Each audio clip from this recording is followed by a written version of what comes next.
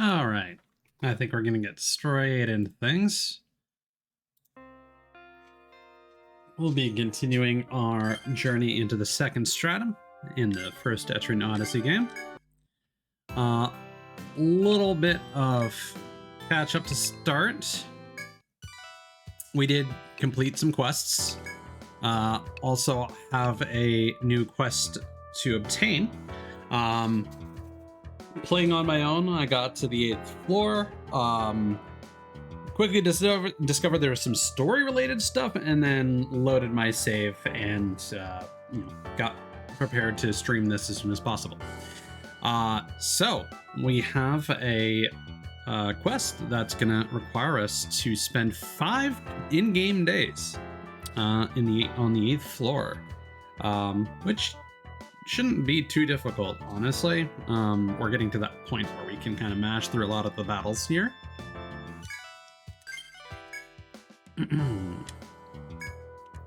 Every now and then, the Explorers Guild assigns a trial like this to see who bites. It'll be rough, but it's also a good chance to test your skills. The challenge will begin at daybreak. Best of luck, kids. We've also completed a few of these.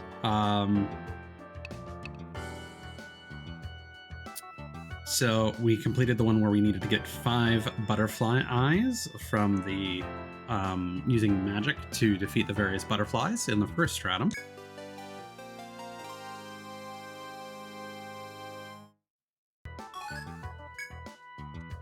Welcome back, kiddos. Are those really going to be used for a ring? Putting that on my finger, I don't really want to think about it. Just put it on in a bag on the counter, will you? And shut it tight. The sight of those things makes me a little queasy. And then we also got 5 star seeds from the various plant monsters in the second stratum.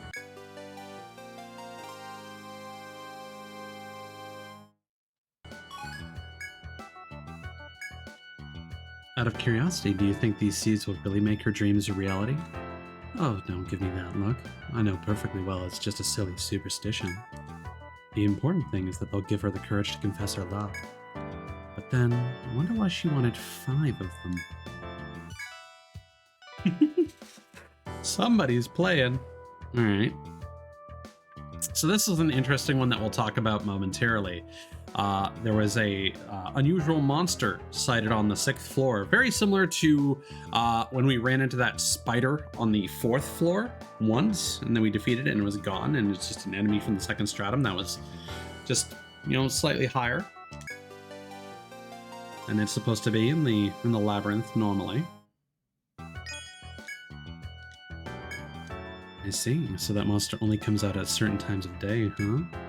That explains why it was gone when our clients went back to try and find it. Well, even monsters have their daily routine. I'm sure that creature isn't the only one. Again, we'll talk about that more in a moment. Fashionista 2. Okay. The lady Mrs. Merrill has created another bold new product, this one requiring the use of a toxic barb. Mrs. Merrill's got a new design in the works, and she needs a toxic barb. Maybe it's me, but the lady Miss Merrill's sense of style has really changed. It's too bad if you ask me. But anyway, good luck. We're also going to grab this, because we are on the cusp of reaching level 30 with our protector, Spectacle Bear.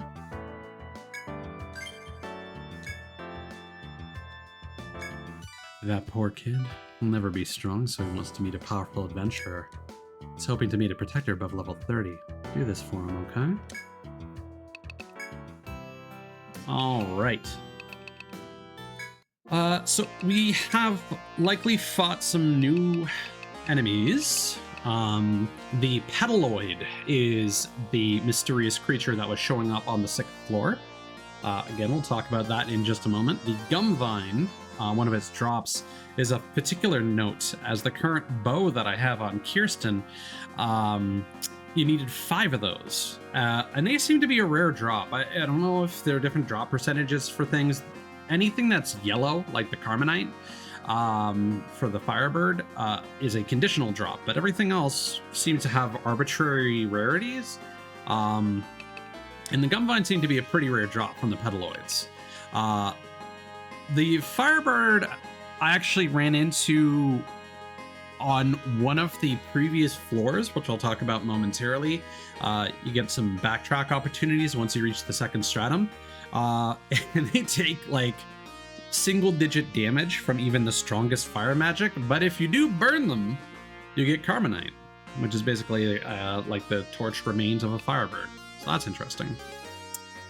And we got our various plant creatures here and the Scorpion, which I think we're going to be running into soon. But again, we were able to run into some of those on some higher floors. In addition, we've defeated the Moa. We fought an Assassin on floor 7. And we have now defeated the Stalker and Armoth, which shows up in some of the backtracking areas that we were able to look into. Just to do a quick check on our status here, we've upgraded some equipment across the board.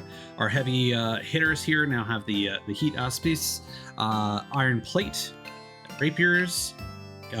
Kirsten now has the Longbow, and we've also got Hauberks. We can't get the Downstaff just yet. We need one more feather, but we did find that through some loot in the second stratum. So let's review what's going on with the map here. So let's see. So as you can see, I've got the Moas defeated there. This area over here on the left is interesting because basically between the hours of 10 a.m. and I think 2 p.m. or 3 p.m., a Petaloid will spawn here and it will just go up and down, and you can repeatedly fight that on this tile and then back away and then fight it again repeatedly to quickly farm those Gumvines. So that's what I did to get the Longbow that we're currently using. Similar to the Sunlight that we planted that seed in off to the east over here. Daytime in the first Etrian Odyssey mostly affects quests more than anything. The later games start having conditional enemy appearances, depending on the time of day, but that's less of a thing in the first game, at least from what I can recall. When we ended our last stream, sorry, just tapping out for a sec because I'm noticing bitrate is struggling for some reason. When we ended our last stream, we got a clear crystal or clear key. What was it called? Yeah, the clear key. And that allows us to open up these doors covered in vines guarded by crystals. So we were able to get in here, go all the way around, and once you get to this point up here, you start running into enemies from the second stratum. And there are also some one-way exits, which means you basically need to go all the way around every single time you want to explore the backtrack zone. Also discovered that Fenrir does respawn after a few days, as well as his army of skulls. So I've been able to map that out more.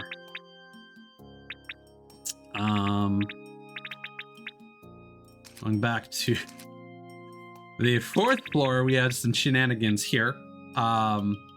As you progress through these backtrack floors, you deal with progressively more difficult second stratum enemies. This is when they start throwing FOEs at you, notably the cutters, the bears with the huge claws. And you just have like a billion doors to work your way through. It's silly. And then you finally get back to the third floor. You got a one-way exit here if you need to get out. But most importantly, you've got a two-way exit here, and then you've got a bunch of those Armoth, those elephants or mammoth that you can fight if you want for some great tusks. Haven't really gotten anything from selling their stuff yet, but it is what it is. And then, of course, we eventually fought these guys here. I did some science. Turns out that even if you beat one of these guys and then run, the other heals to full. You don't get any information on the one that you killed. They do stay dead. Even if you go back and rest, one of them will remain dead and the other will still be available by itself. And yeah, so just don't run from an FOE if you can help it. Because you will get nothing, literally. It's just to keep you alive. And then on the second floor, this FOE is actually able to respawn. You have to go here and then it appears. So it does actually respawn. It's not a permanent death for the FOE like we previously thought. And then finally, on the first... okay, there was one more detail here. There was another crystal door down here, and then on the first floor, there was a crystal door here, and then a purple crystal door that we still can't open, actually. There's also a pathway over here that, again, led to some second stratum enemies, some Ragelopes that were just guarding some chests, and then a single path back. So, we have got ourselves a shortcut to the end of floor 6 here, so we're going to make use of that. I wanted to quickly show off the animation for those crystal doors, so I left one of them unexplored. It's really nothing fancy. I just kind of wanted to have that for the record, so when we eventually get the purple key, you know, I don't need to worry about that quite so much. So, vines come down, you open the door, no big deal. And this is going to give us some money. So nothing super crazy, just going to update the map here.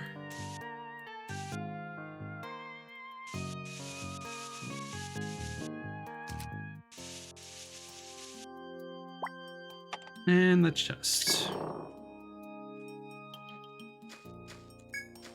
Most importantly, though, when we get to the next floor, we've unlocked a really critical shortcut.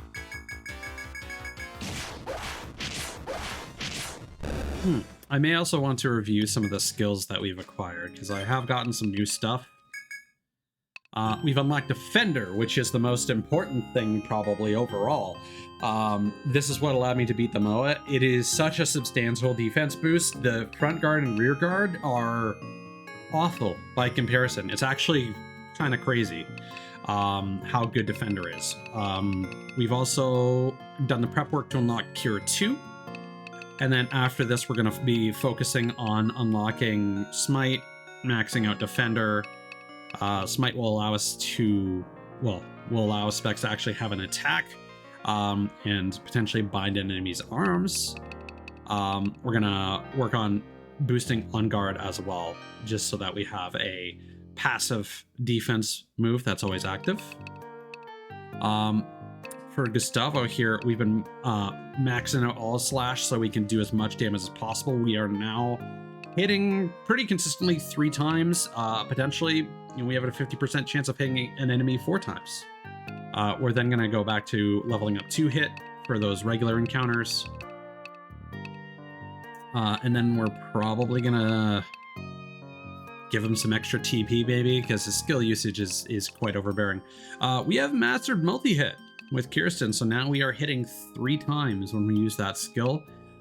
We're then gonna focus on Disable, Apollon, and Trickery and Quicken, most likely.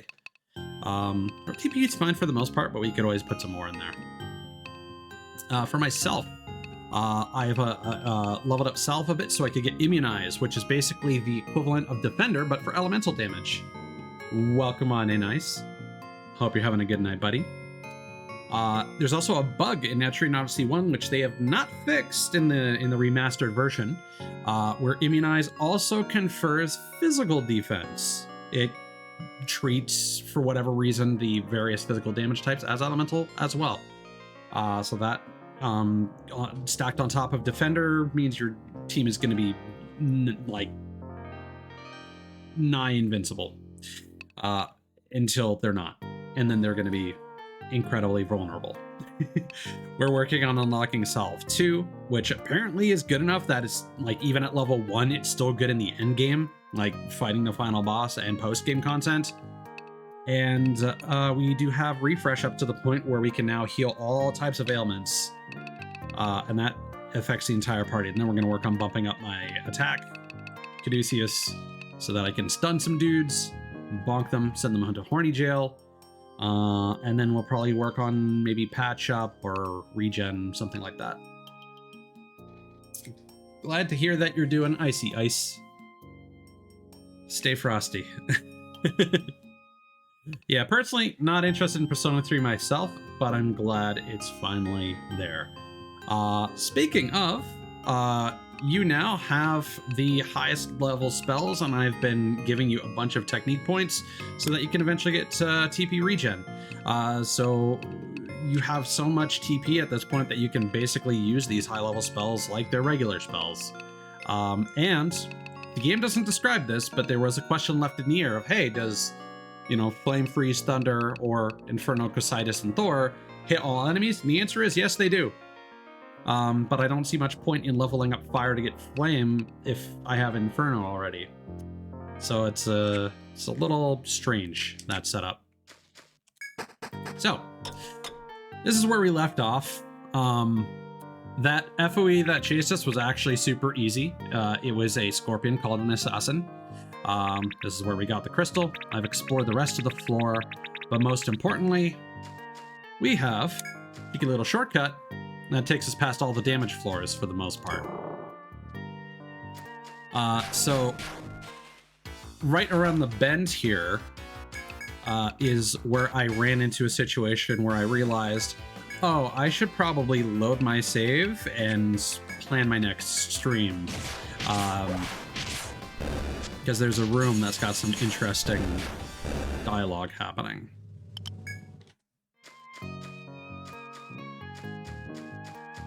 So we pop in here. You push through the dense plants to reach a small clearing in the forest. Water flows beneath the trees here, and there are standing pools of water. Merely by standing here, your body begins to feel lighter. You ache to rest here, but suddenly you sense an ominous presence nearby. It feels as though you're being stalked by some dangerous creature. The sense of foreboding is enough to drive you from the spring immediately. Maybe best not to return here again. So there's something going on in that spring. I don't know what. I honestly don't remember.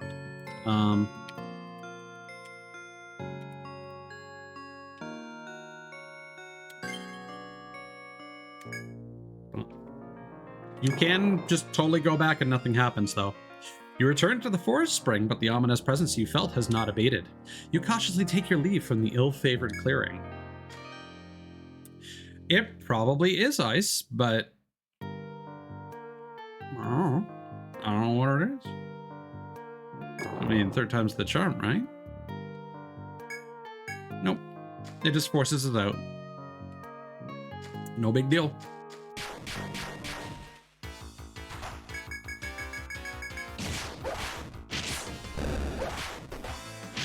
And if you recall, our goal right now is we are trying to get a dragon egg.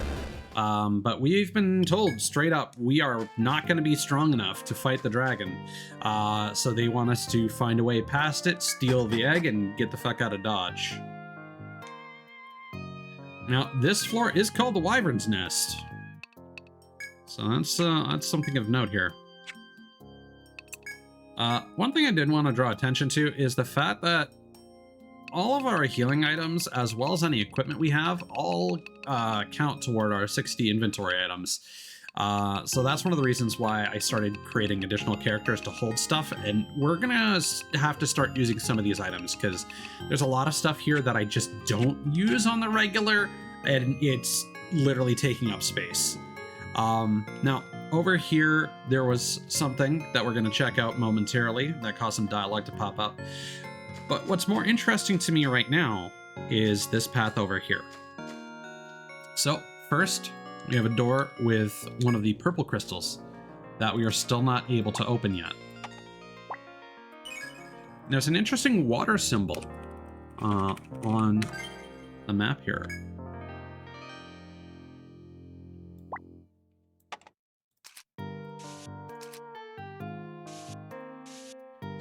as we cross the threshold. After pushing through the thick brush, you reach a place with exposed roots surrounding a bud. The roots reach to the ceiling as if to receive something, but they do so in vain. As you puzzle over this, you suddenly hear familiar voices approach behind you.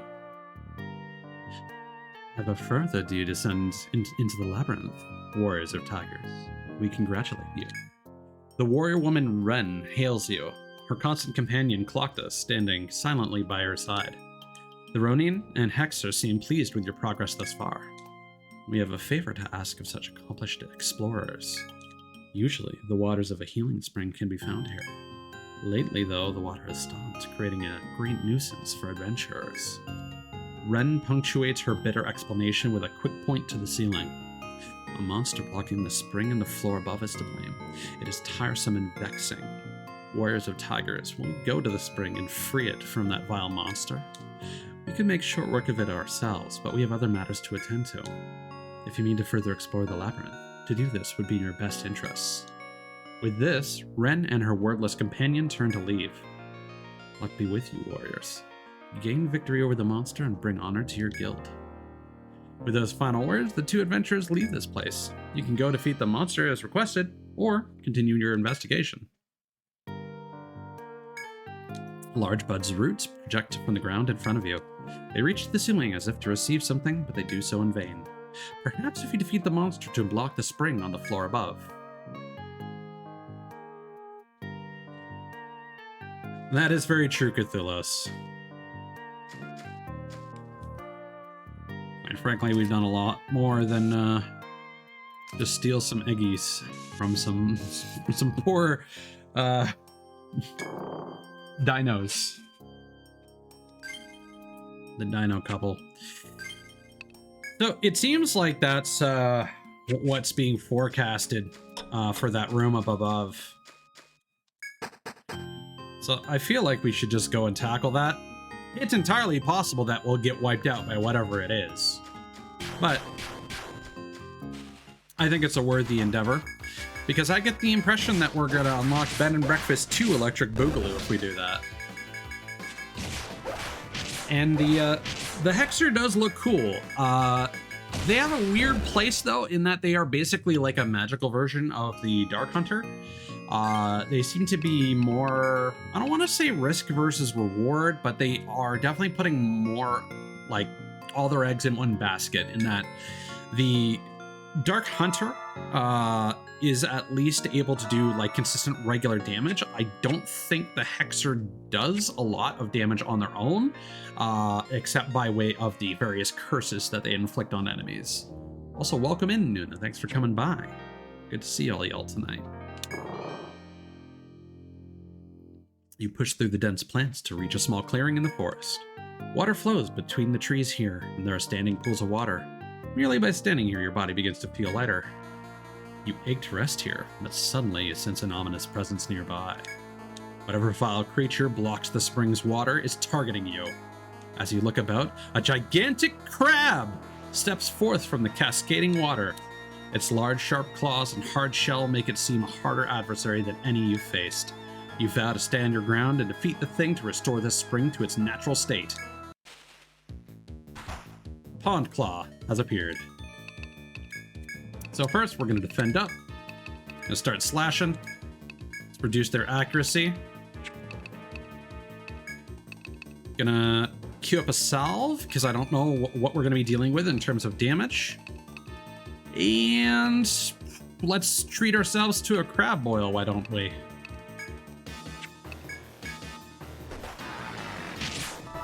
Oh, he ain't too tough. That was before we even upped our defense. We got this.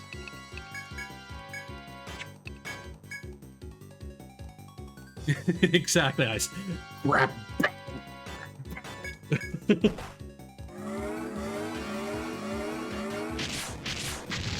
isn't even a giant enemy crab. It's just a rather normal, underwhelming enemy crab, if we're being completely honest here.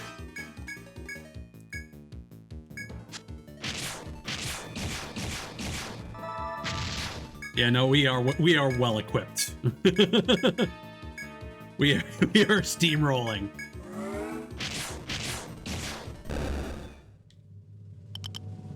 Bye, nerd.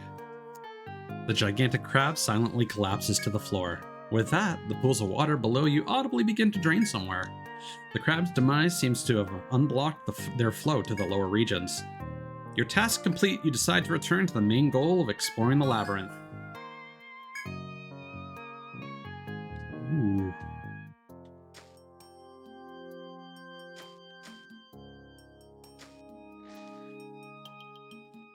So I don't know if that crab will respawn later.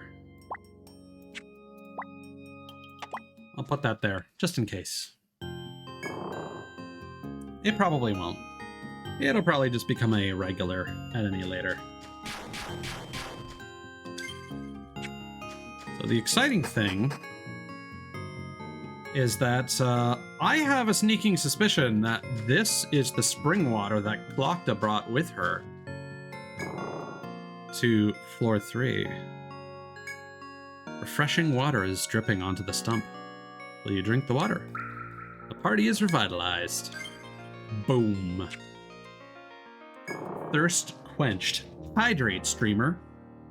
Mmm. Yum. All right. Let's get to it. So this is where we start running into the pedaloids. We want to deal with these guys first because they have an ability to put our entire party to sleep. And then they get really mean. I literally just hydrated. That's part of the bit.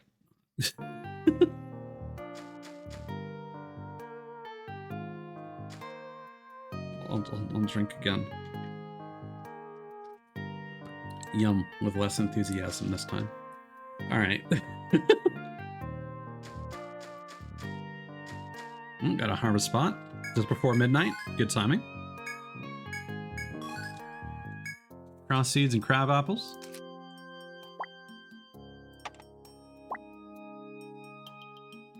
How was I doing this again? Oh, what was it like? That.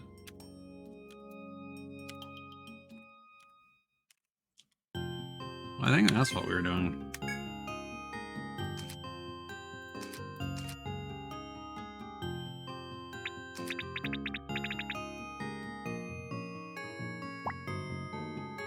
Yeah. All right.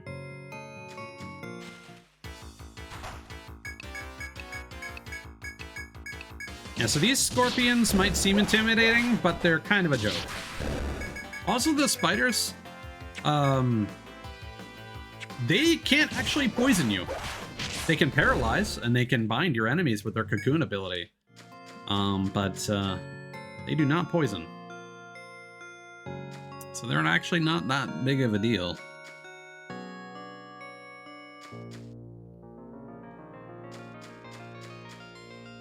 Ooh, another gathering spot. Nice.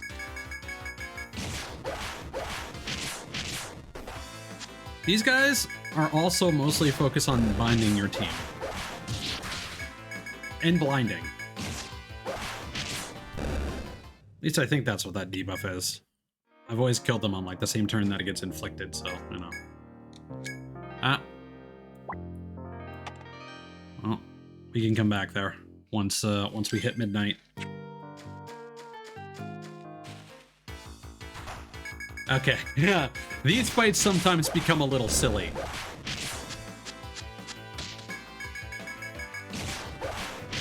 Because sometimes they will put your entire team to sleep, and then they will just get entire turn all to themselves where they just beat on your buddies.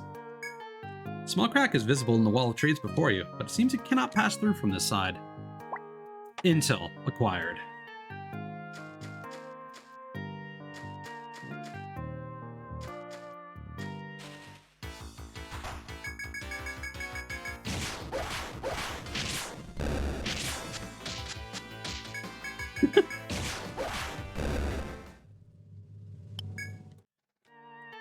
They're very effective, but they're more of a nuisance if you happen to run into one near like an FOE. kind of their purpose more than anything. They're not too dangerous in and of themselves. A shrill scream comes from the direction you face, and flapping wings are audible as well. You break into a cold sweat, sensing the presence of a formidable enemy. A dreadful beast unlike any you've encountered so far is lurking nearby. So, I do declare there is potential for a Dargon down there. yeah, here we go. And then you run into a situation where it's like, oh, Ty's is woken up. It's like, what's he gonna do? And it's like, I can cure everyone else, but then the Pedaloid just puts everyone back to sleep again. I also discovered that while it appears you can get a guaranteed preemptive attack by attacking an FOE from behind, if you attack them from the side, you just have an increased chance. It is entirely possible for you to run into an FOE from the side and for them to still get a preemptive attack on you.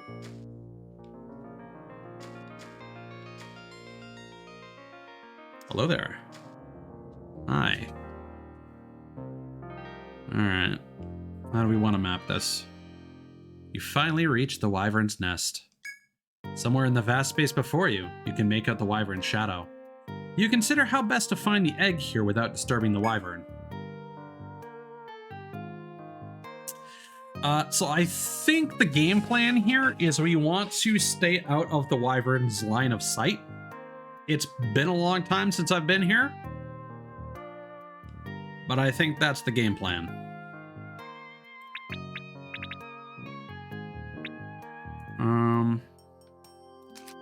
We're gonna do that. Wow.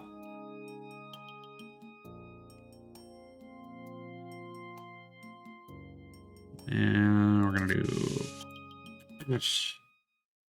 That wasn't what I wanted to do.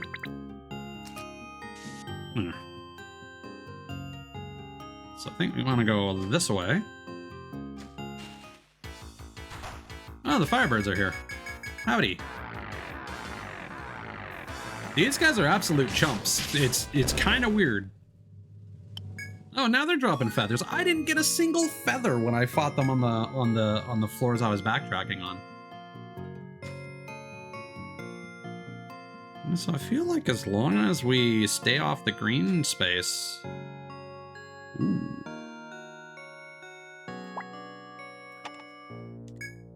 You begin your search for the egg in the Wyvern's nest.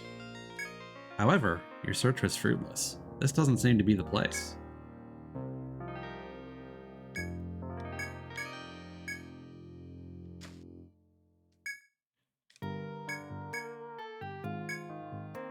Okay, so I think we're just gonna be... Ooh, he's looking this way. Hello, sir? What kind of Yukon have you got there, buddy?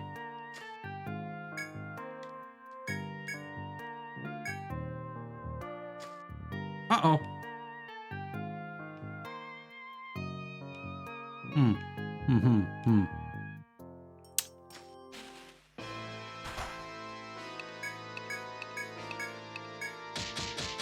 Oh no. Oh no! Oh no! That's funny. Oh, that's great. I love that. Okay. Alright. Okay, we need our feet to do all slash. Yeah, alright. Okay. Alright.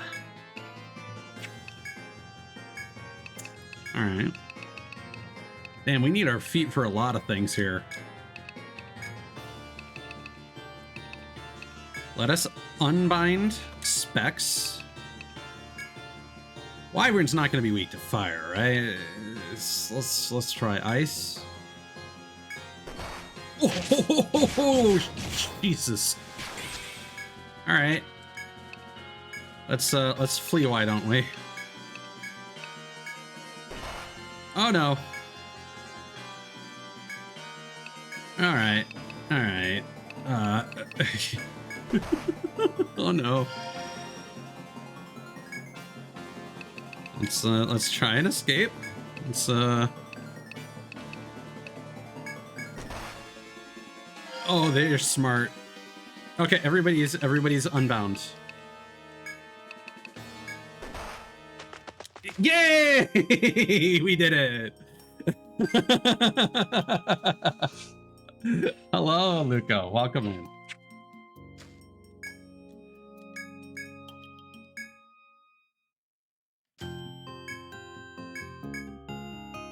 Oh, you feel something large and round at your fingertips. This must be the dragon egg you seek.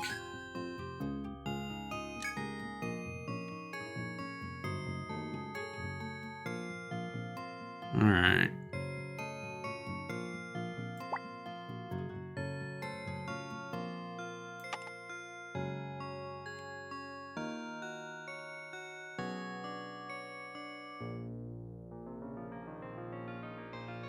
Hey man, RPGs never go out of fashion.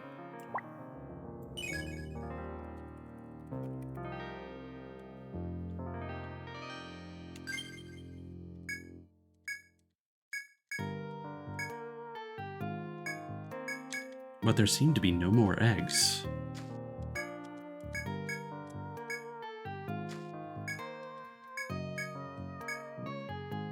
I'm just gonna go check each of these walls if you don't mind.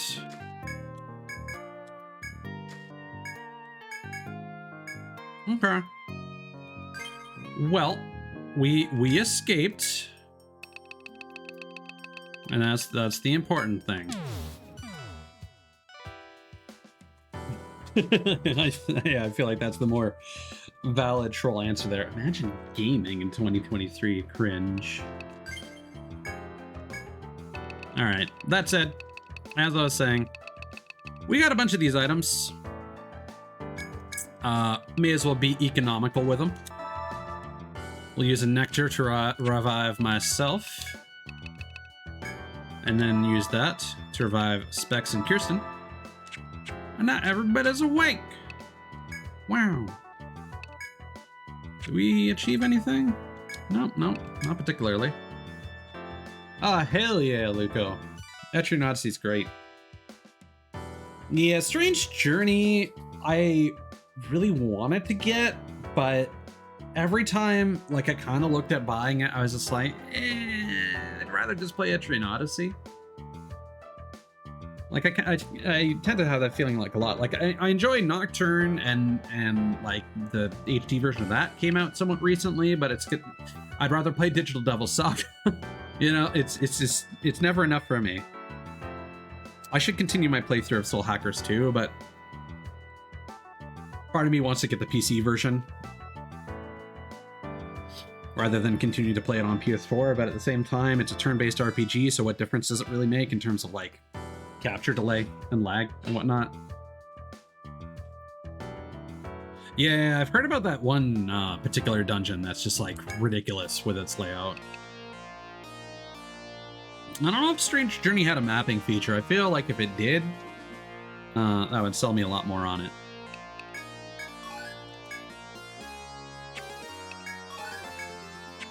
We got one feather.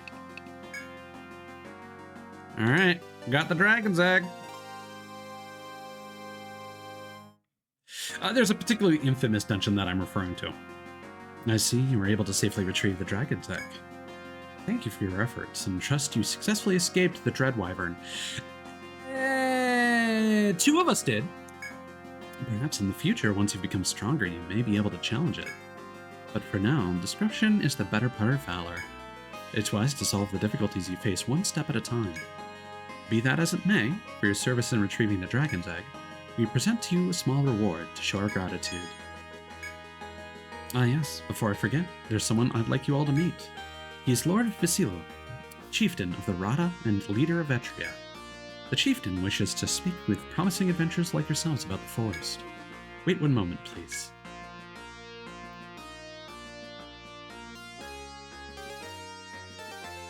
I mean, Nocturne was still really good as it was.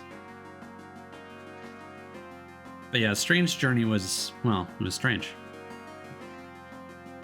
Greetings to you, members of Tigers.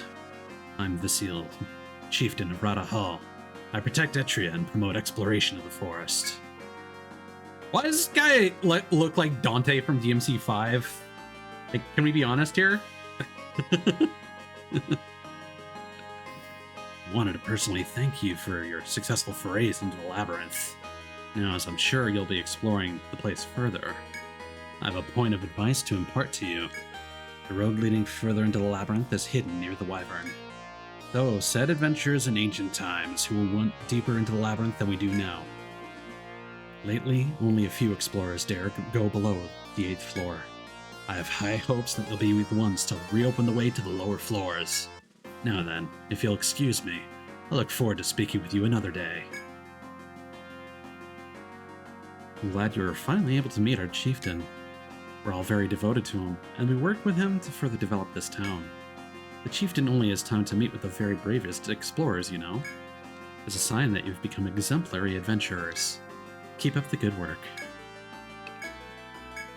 Alright. So, let's see if we're gonna have to sneak past the dragon or what the deal is there. Oh yeah, and the cross seed is a rare drop.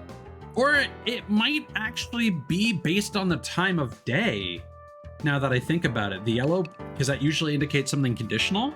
And I think the other cross seed that I got was also at night. Interesting. Bam. Now we can buy the down staff. Hell yeah.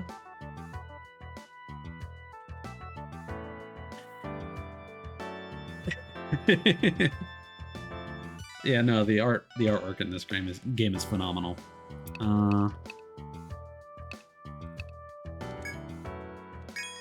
Down staff is also super cheap for like how good it is.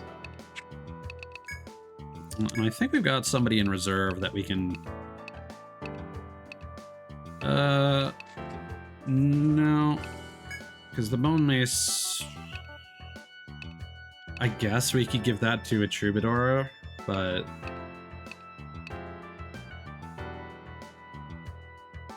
Or we can hang onto it for a hexer. It's gonna be a hot minute though, and it will probably not be as effective by that point. Oh well. Time for a nap. No, Shalika's great.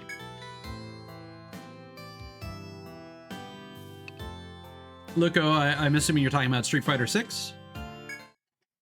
It's always a good feeling when you're getting a handle on a fighting game. Unfortunately, I do this thing to myself where I get like into a particular game and then I'm like, all right, I kind of feel like I've reached a nice plateau. I'm gonna wait for more updates to come out before I like invest a bunch of more time into it. And then I get rusty by the time that happens, or like a different game comes out and I'm like, okay, time to move on to this one, and I never actually get good at anything.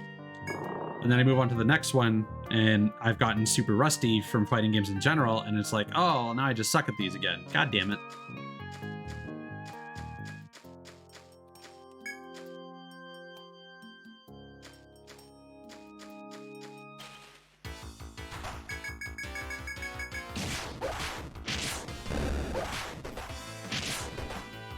Yeah, personally, I'm really interested in Manon and Marisa, but I'm not sure if I want to pay full price for it. It'll probably go on sale sometime soonish. Capcom games usually do.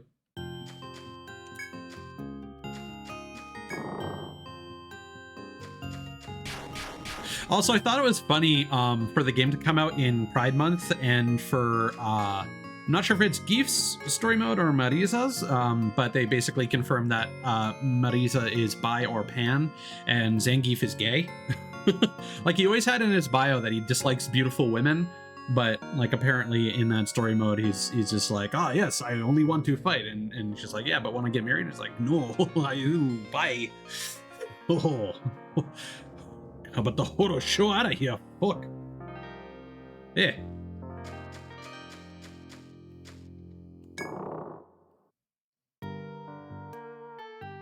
Okay, so there doesn't appear to be anything super special in here. Yeah, Cthulhu's, if I'm not mistaken, I want to say that Etrian Odyssey 3 has more checkpoints like midway points in each stratum, but at least in the early games, and maybe I'm just misremembering, you get a teleport point from each stratum. Otherwise, it would be too much of a slog.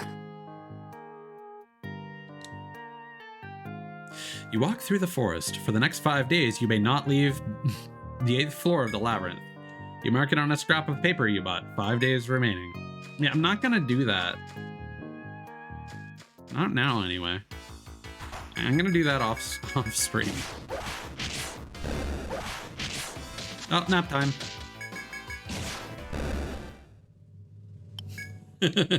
Congrats, Lico.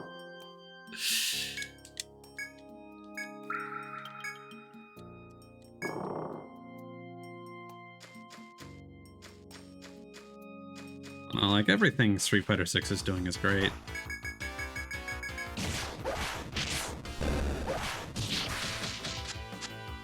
Well, nap time. Now it's up to me and Ice. Now it's up to me. Yay! I saved the day. Send those pedaloids to horny jail. Mint leaf. Alright.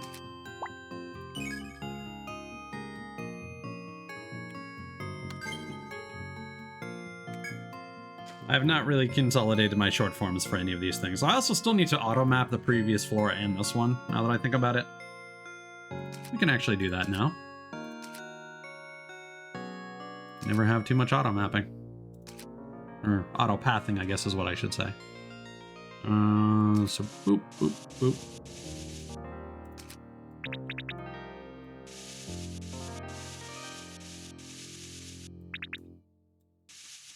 There we go. Perfect.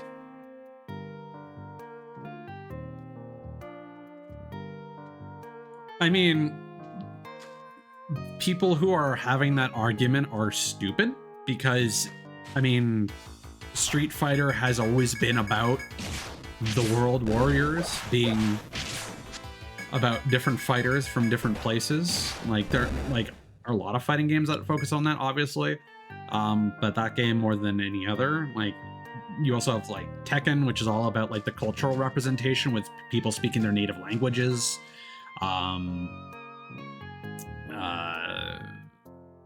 King of Fighters as well also has a lot of cultural representation in it. It's kind of like a focus of the genre, I would go as far to argue.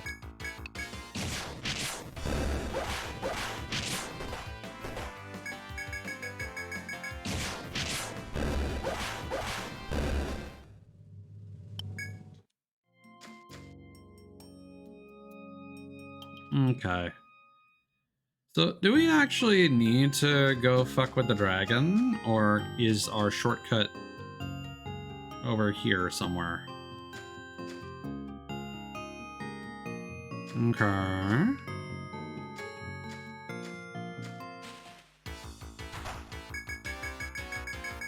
I mean, that was the case back in back with Third Strike. Like it's not anything that's new. Oh my god. Oh my god, that was a mistake on my part. Oh well. I could try Cure too. How does that do? Ah, that's still really good.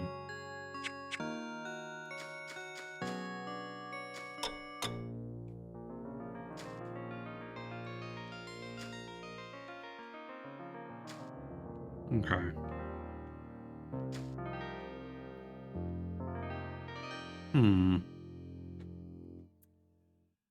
Well.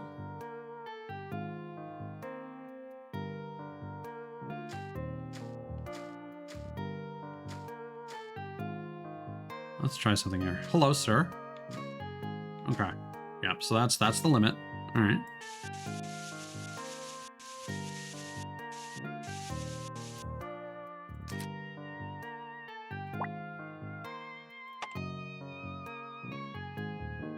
Is that where they spawned before?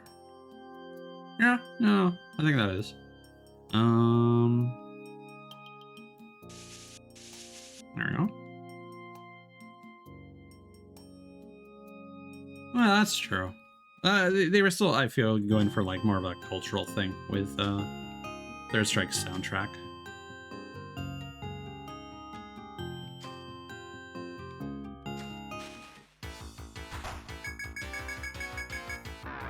I like the notion that this wyvern is just chilling in a room with a bunch of firebirds. Because, like, I'm only running into them in this room, and they're all dropping these feathers.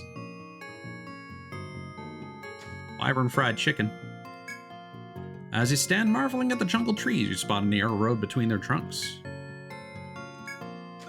Boom. And can we go...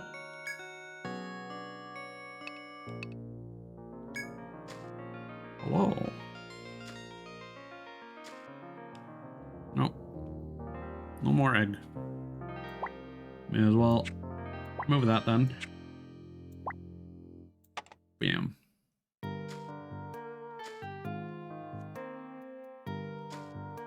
Yeah, let's not. Oh, hello, sir. Let's not fuck around.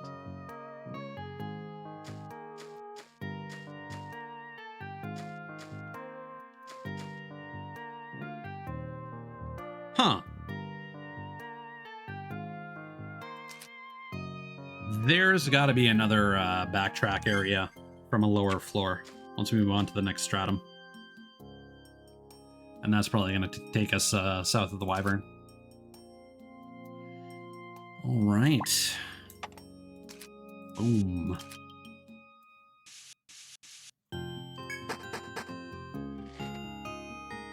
Labyrinth for monsters. You leave the specified floor, breaking the terms of the guild's 5-day trial.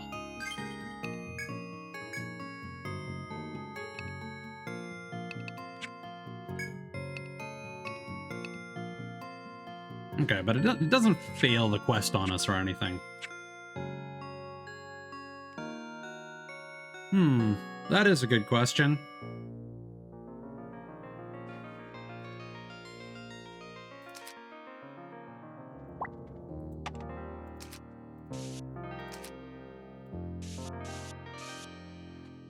Not one I plan on wasting any brain power on, though.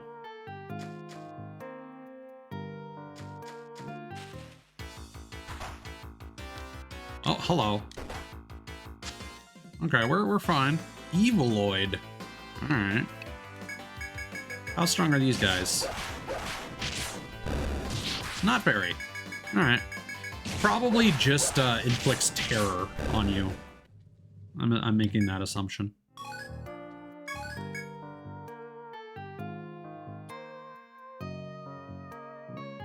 Huh? Oh, I misread this. Doi.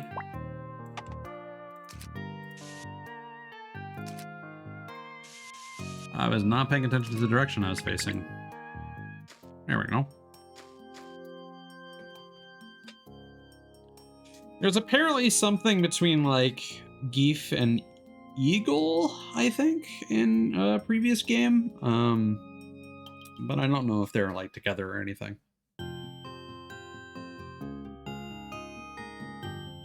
Oh, let's see.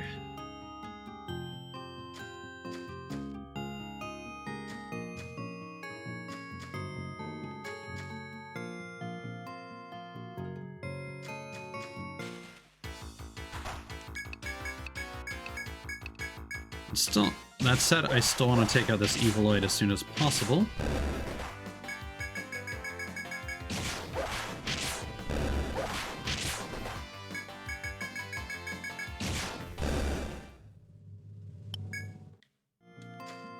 I think Eagle is also supposed to be gay, apparently.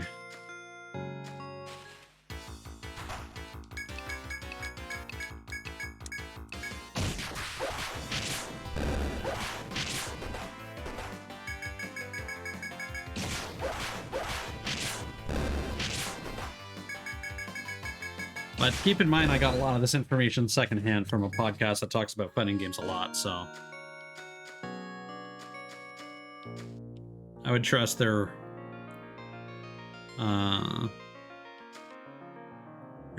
pointless lore knowledge. Glowbird. Alright. Oh, you're fast. Are you maybe gonna give us some feathers? Hell yeah. Oh, we do still need some feathers for some other stuff. Oops. That's what I wanted to do.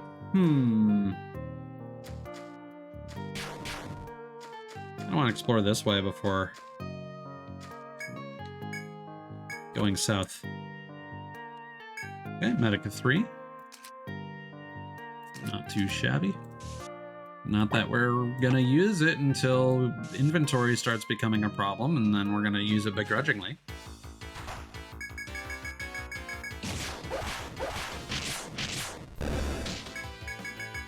Like, we really should be considering using some of those Medica 2s that we have. Because they heal 100 HP, and we're getting to that point where that is not going to be sufficient to fully heal our characters. Alright. So I kind of want to explore this way with the damage floors. Just to get it out of the way.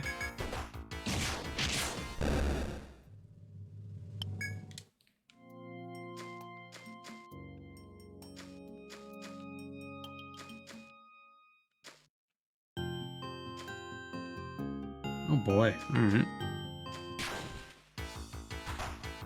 Oh, that's not a nice combo. Okay. Let's try something like this. First turn on ice. Let's go up a south. And these guys are against ice moderately. So let's do that. Bam! Perfect.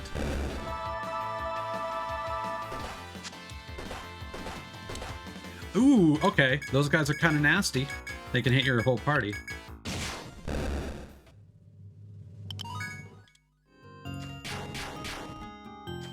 Moving on up. Moving on up with the levels. Oak jacket. Okay.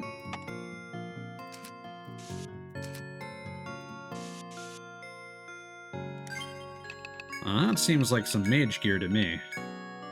Yeah. Gives us some more technique points, but I don't think the defense downgrade is worth it.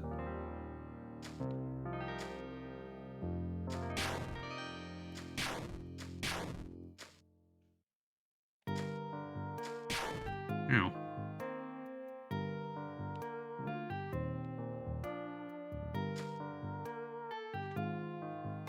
Okay, and so everything...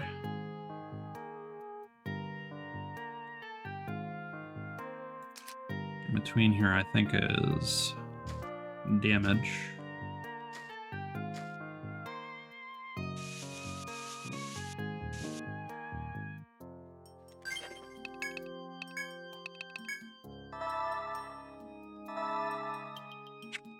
A few times we leveled up Salve just to, unlike Immunize, gave it a lot more potency. It was a nice upgrade. That said, I'm not going to spend any more points on it, because Salve 2 should be a lot more economical.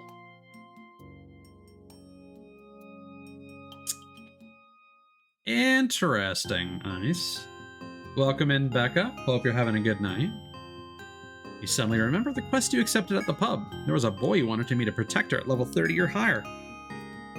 The protector in your party is now at the level the child wanted to see. Return to the pub and report in when you have time.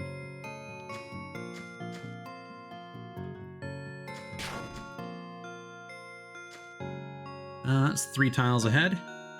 Yeah. Yep. Just wanted to double check that. Now this kind of feels like progression. Let's, Oh, Becca, thanks for the resub. I appreciate you. So what's the final verdict on Cheez-Its, Becca? You a fan now?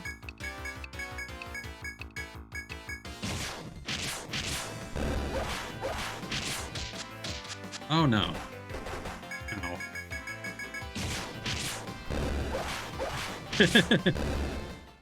Well, I would definitely recommend trying some of the other flavors.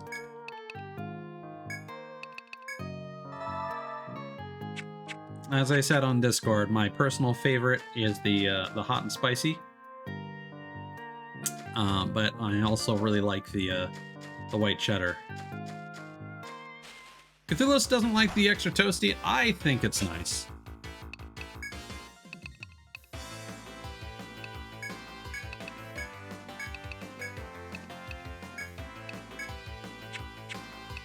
Let's careful solve, and I think Cositis is what we wanted to use.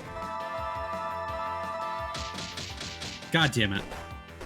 Oh, that sucks. That really sucks.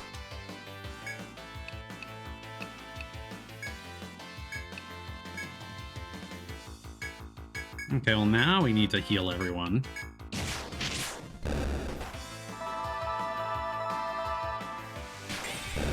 Get out of here.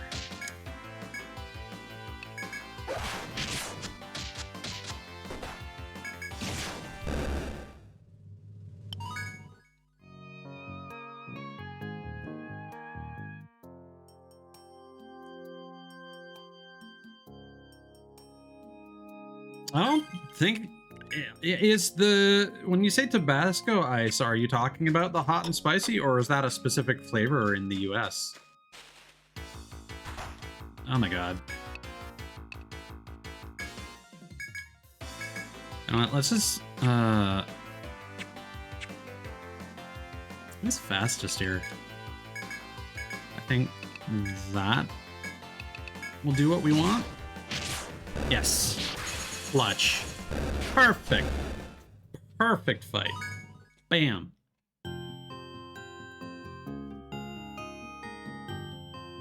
Yeah, no. The hot and spicy are like so good.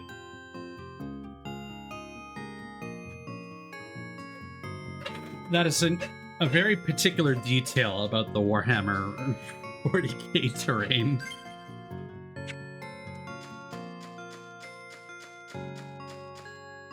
Huh? Okay. So we're going back up right away. Okay.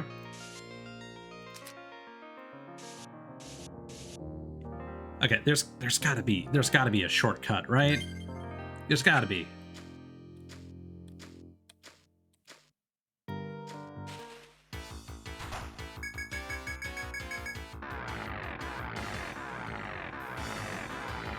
That is true, Ice.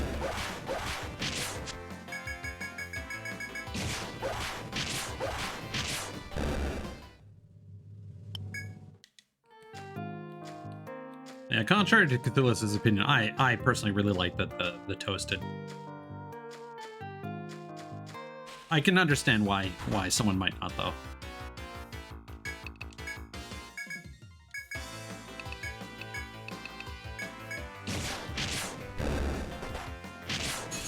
What I probably should have done is I probably should have just gone upstairs anyway.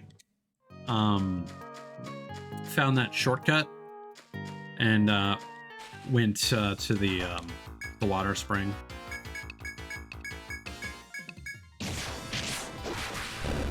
Ooh, that was some nice damage. See, I seem to do decent damage when I crit, but like aside from that, I'm hitting for single digits, which is weird. This is the damage formula, I guess.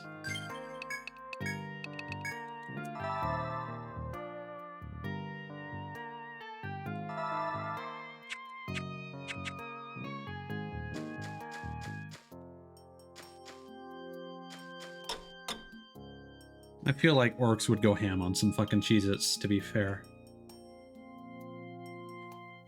There is one flavor, ice, and it's case in point, it actually appears to have been discontinued in Canada. It's one of the crunchy ones.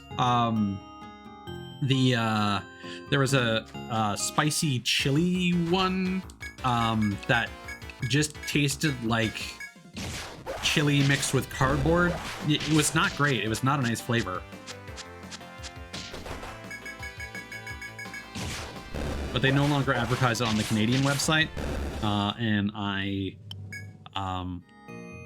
This is gonna sound silly, but after Becca brought up Cheez-Its recently, I took a look up the fucking tier list that I created before, and I was like, maybe I should give them another chance. And then I looked for them, and then I realized, oh no, they don't exist anymore. Oh fuck! All right, we've been ambushed.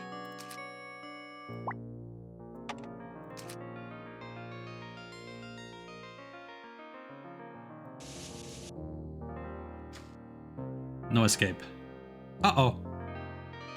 Hello, sir. Hi. How are you? How you doing? Hi. Having a good night? Yeah.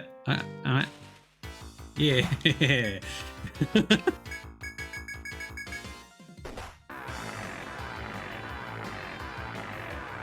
The Cheez-It works. Oh no.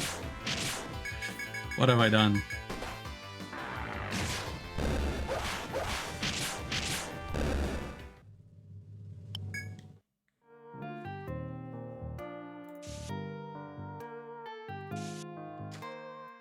Oh, hi.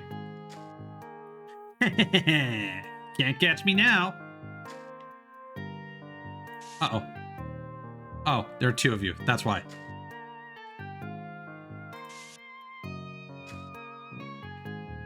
There's another staircase. Okay.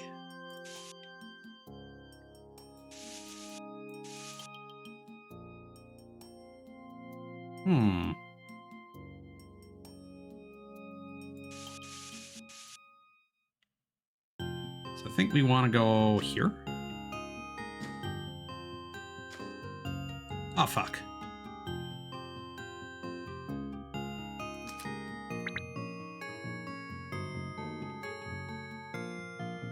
Why did they get blocked like that?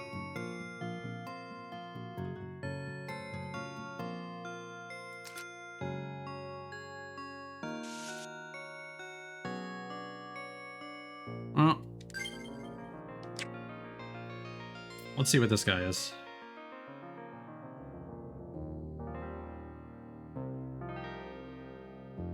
Garlic and parmesan sounds tasty, though.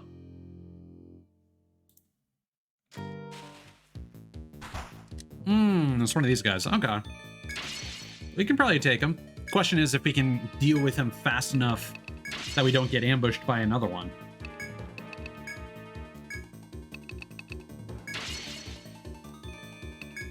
Let's go for damage. This is a little difficult. Let's defend for a turn. Boost. Let's go. Any of these should do. Let's use Inferno. Oh, the Cheez-It map.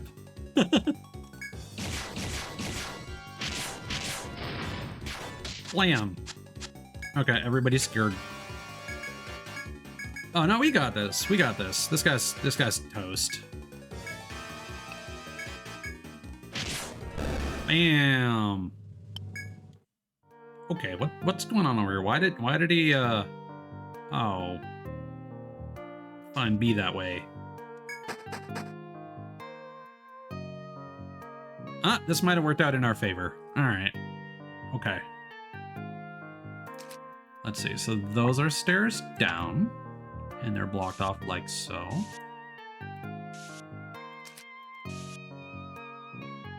Let's head back down real quick, because I want to finish mapping things out. Actually, we're good for HP.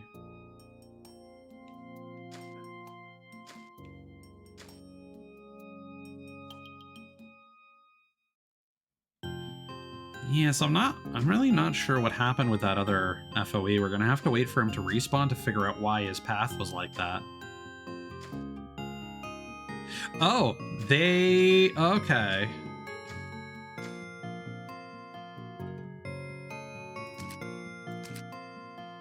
Interesting.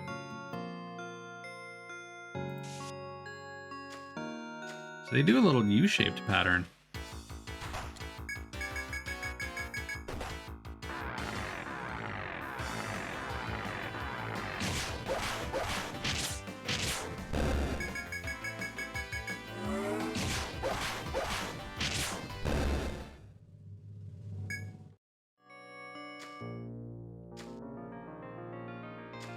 Okay.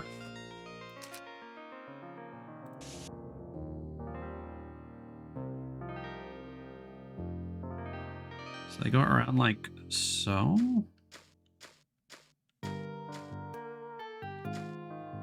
Interesting.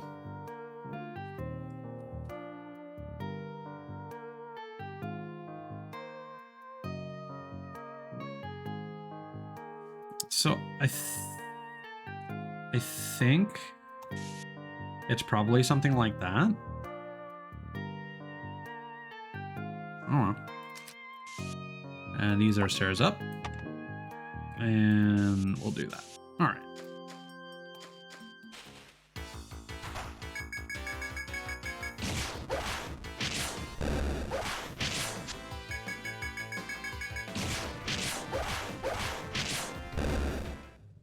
See, I just want to know what's going on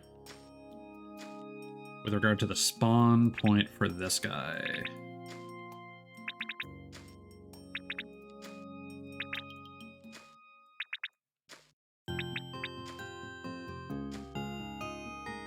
Ah, he spawns here.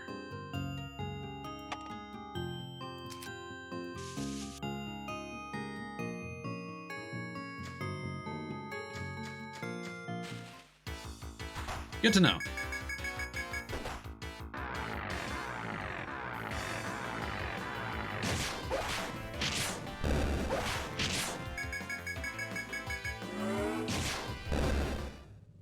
As much as I'd like to document what's going on with that northeast corner, unlocking our two-way shortcut matters more. Plus, we can heal, and then we can go back down and check out that other entrance after we've done that. Because right now, Ties is thirsty. I need my technique points back. Alrighty. Back to the Wyvern's Nest.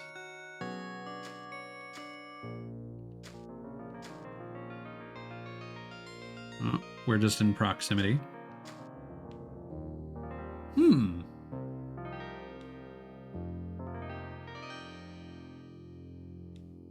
Okay.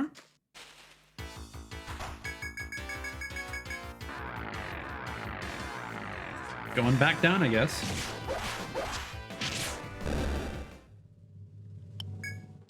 Let's get this data before...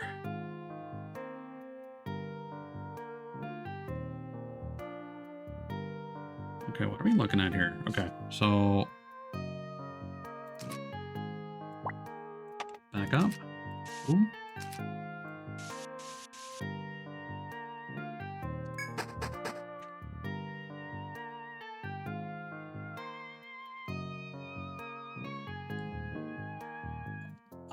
I mean, if we're talking about like lore, probably some sort of like rogue or assassin.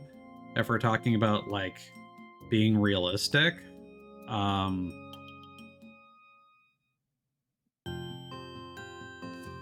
probably something more like a medic or mage or just a support in general. I don't know, I am not very strong. Working on it, but not there. Yeah, we don't need to step on these fields just to prove a point. There we go.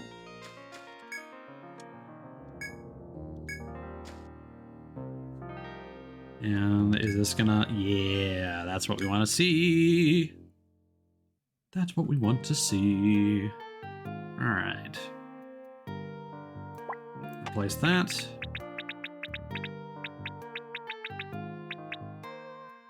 Let's do a bit of auto mapping.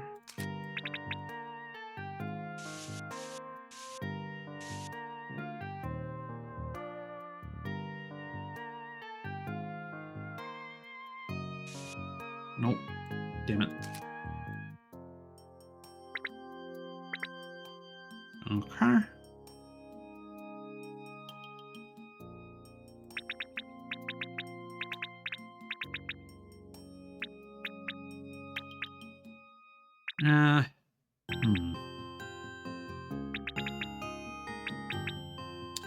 You know what? The healing is... There's too much going on with this floor. I'm just gonna get rid of the auto path for this one.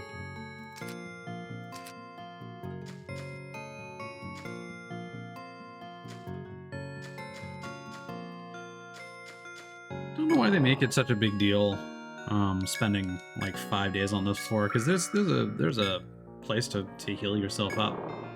It's no big deal.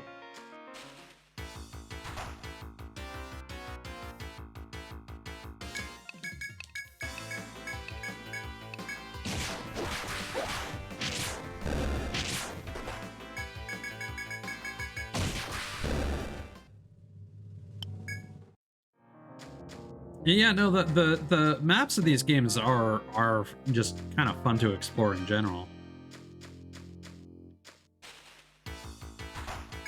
Like there are things that you can intuit, but you can never really make full assumptions about how a given floor of the dungeon might be planned.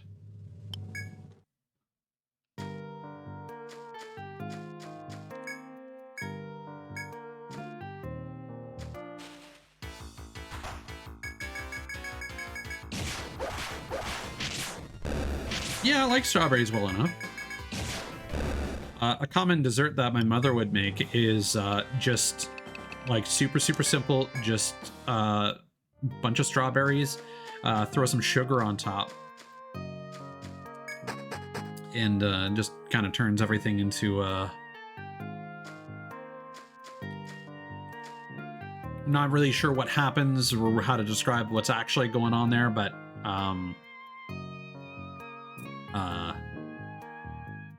it gets all sweet and syrupy. Yeah, I'm doing all right, Nuna.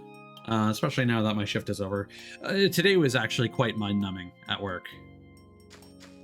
Had to deal with a lot of situations where people were just not understanding things that they should be able to intuit like a normal human being, but no.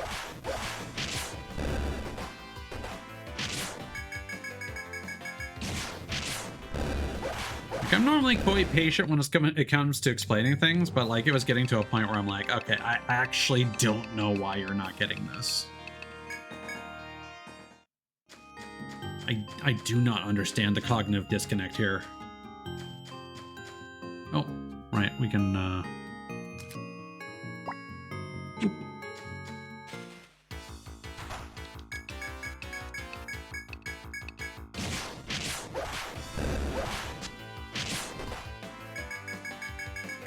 Okay. Maceration ice? What does maceration specifically refer to? Like, what's going on there?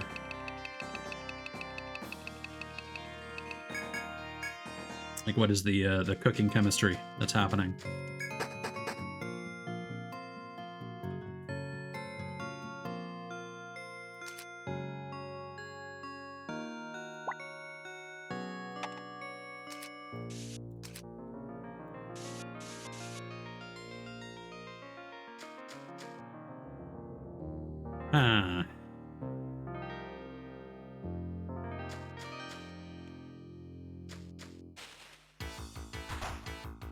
I don't like exploring so much more of this place with a full inventory, but I also don't want to go completely out.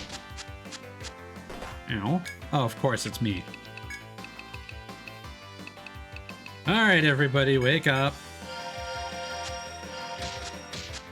God damn it!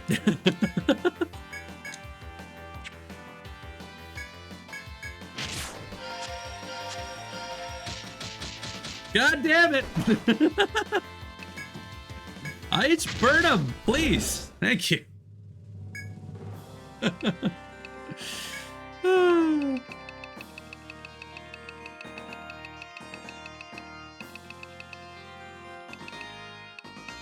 These thick leaves are new. I want to keep those.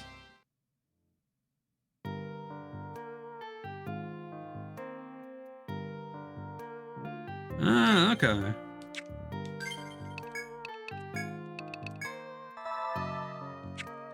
Good to know.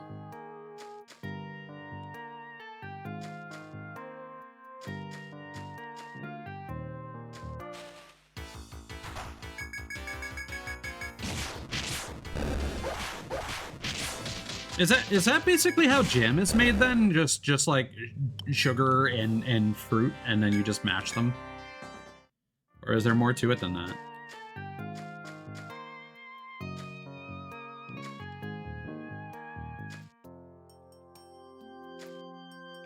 It was a strange little room. I feel like this must be for a quest or something.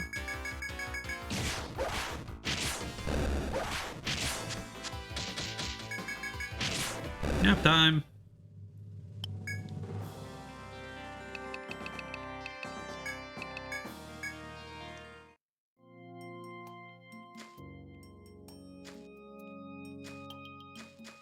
You know, that's just a straight up dead end. Ooh, treasure. Oh, this is gonna be annoying. We don't have space. Bird.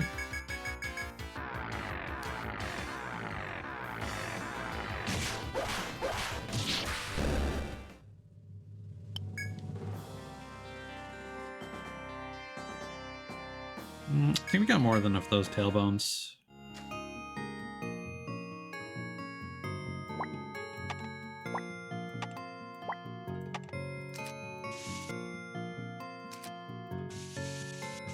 Oh, hi, sir. I see you. Where did you spawn?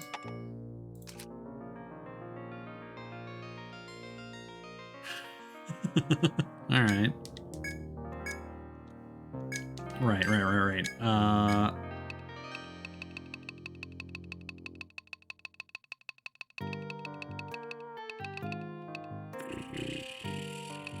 Yeah, we can get rid of that.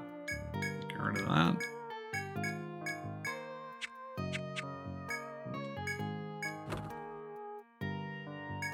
Iron plate, okay.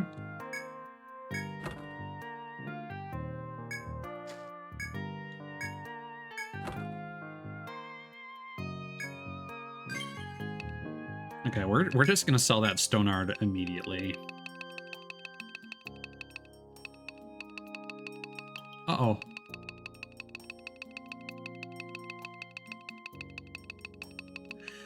Oh boy, I did an oopsie. I didn't replenish my Ariadne thread. I got. So what we're gonna do is this. Oh, it's an Armoth. We could take him, but I want to map out his path first. So we're gonna do this. Bye.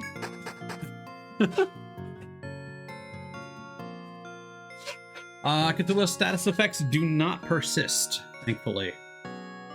At least I'm not aware of any that do.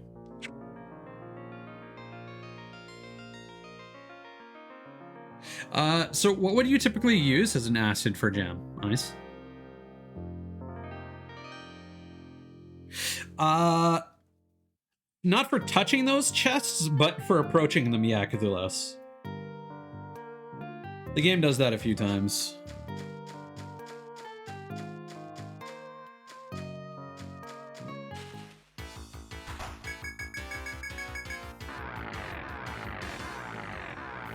And there's one room you enter and you kind of come around a bend and you see a treasure, and then like as you take one step in to approach the treasure, and a Ragealope spawns one space behind you. And it's just like, okay, game. I see how it is.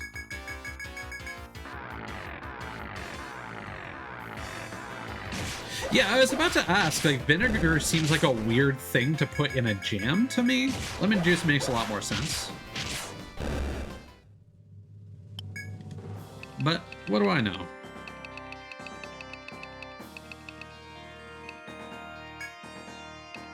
Let's get rid of some of these scentwoods. I got so many of those fighting the petaloids.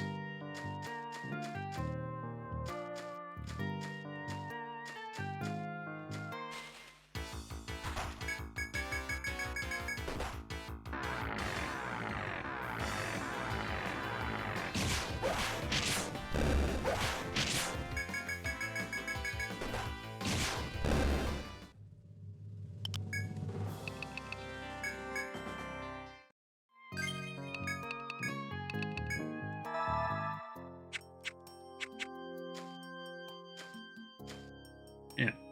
Okay. I had it exactly correct.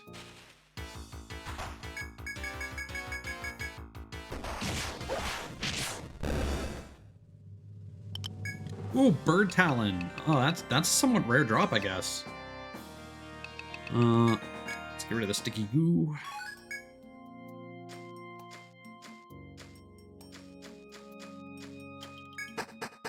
There we go.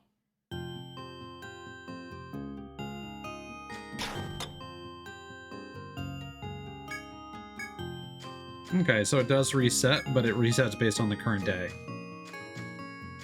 Good to know.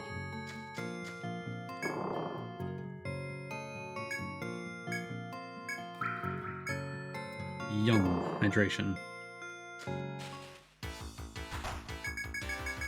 At the very least, getting out of the second stratum is pretty straightforward so far. God damn it.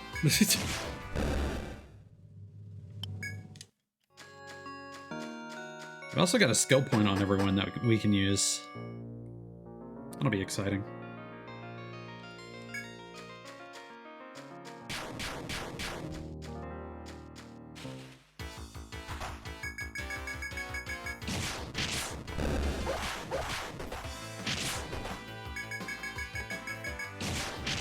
I wasn't really planning on completing the second stratum, but I feel like we've got some momentum here.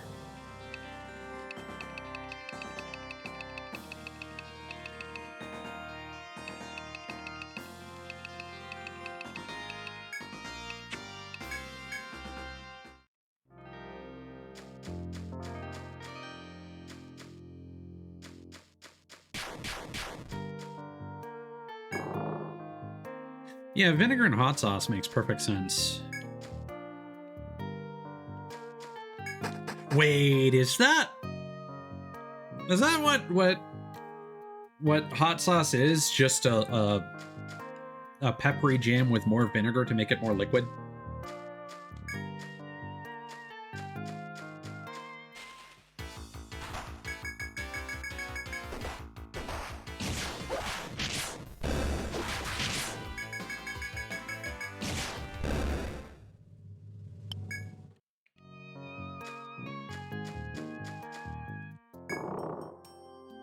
Whew.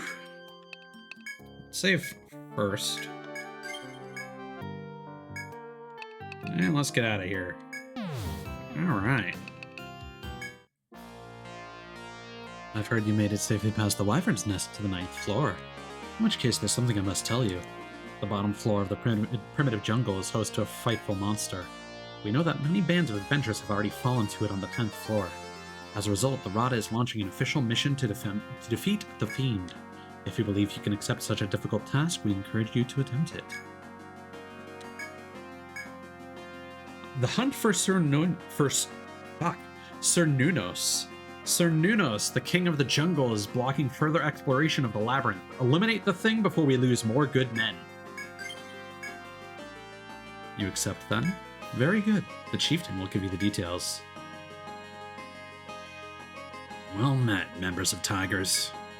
We're pleased to see you have undertaken the task of defeating Sir Nunos. We have borrowed an ancient god's name for the monster, ruling over the 10th floor. It's been many years since the first adventurers stepped into the labyrinth's 10th floor. That is when the monster Sir Nunos began to trouble our expeditions. Since then, only 2 explorers have succeeded in reaching the 3rd stratum. Our great hope is that you will defeat Sir Nunos and reopen the path below. I wish you luck, adventurers. I can only add my wishes of luck to the chieftains. I pray for your safe return.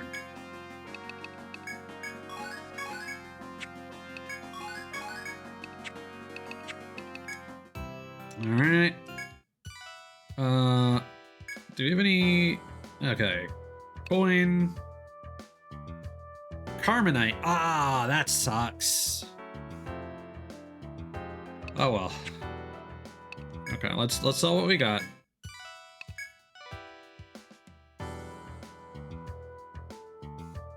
Yeah, I've heard about pepper jelly before.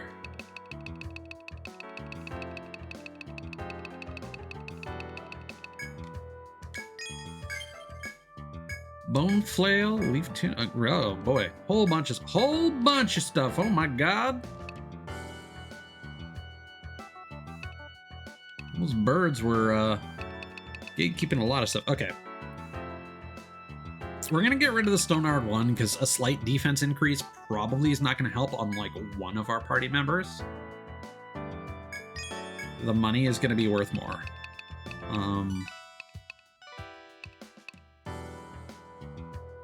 Even these Theriaca A's might not be worth holding on to.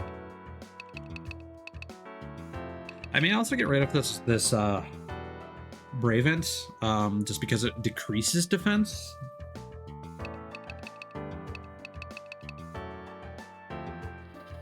But who knows? It could come in clutch. I also might just sell these Medica 2s. I don't know. Okay, let's see what we got. Bone Flail. Ooh. And we just bought the down staff. Oh well. Oh yeah. Yeah, that tech increase is not worth the sheer attack difference.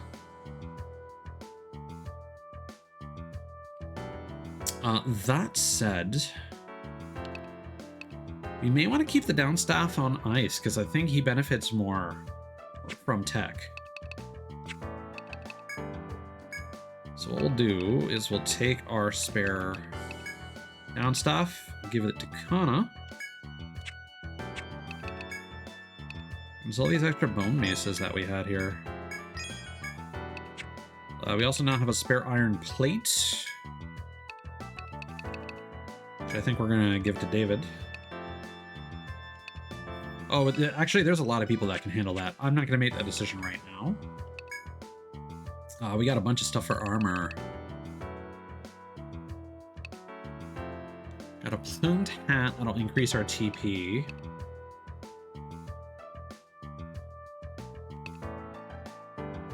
That would be a straight upgrade for ice. So let's get ourselves one of those.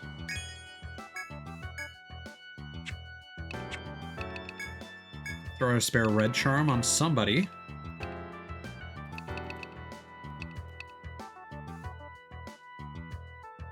Kana's not going to need TP for a while, so I'll give that to Becca.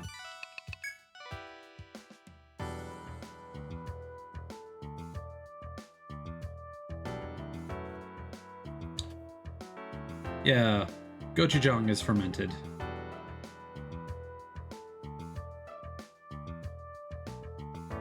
Yeah, specifically it's a paste. The condiments made with gochujang, though, would be more similar to a regular hot sauce. A lot of sweet gets added to gochujang. A lot of sweet things. Okay. So let's see what's going on with all this armor here, because there's a lot of options, and I don't think we want many of them, because right now the iron plate that we have for most of our characters is giving us 12 defense. Ring mail is good for these two, and then we'll have some spare iron plates for basically everyone else.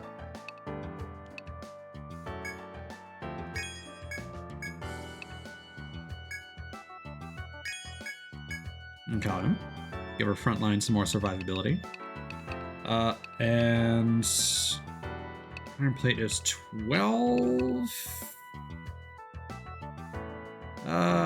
If she needed more TP, I suppose. And then the hauberk is 10. Again, if we needed more TP, that would be useful.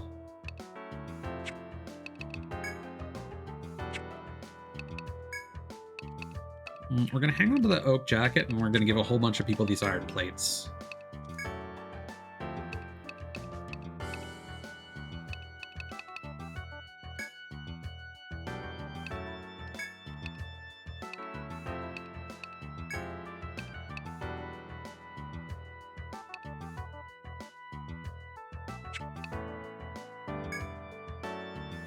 Give the oak jacket to Indigo.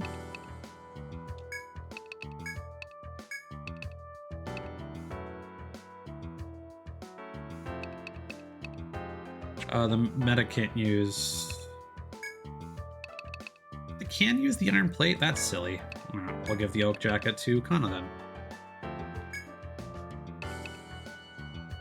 And then these can replace the doublet on some of our other members here.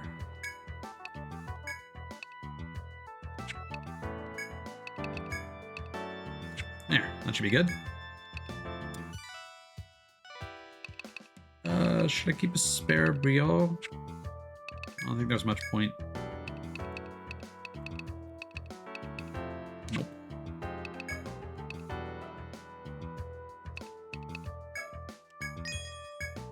Okay. Welcome! We've got bone flails and such. Thanks to you. You've been such a big help. Wish you could be exclusive to my shop. Ha! Left your reward with Valerie like last time, so don't forget to pick it up. Still not even attempting to do that justice.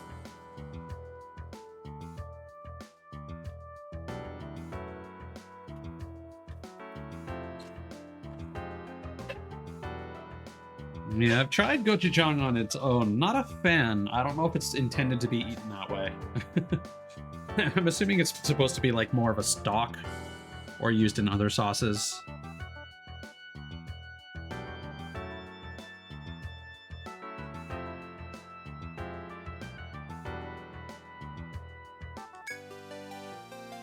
Oh, we're getting a spare bone flail here. Whoops. That was a bit of a waste of money, but oh well.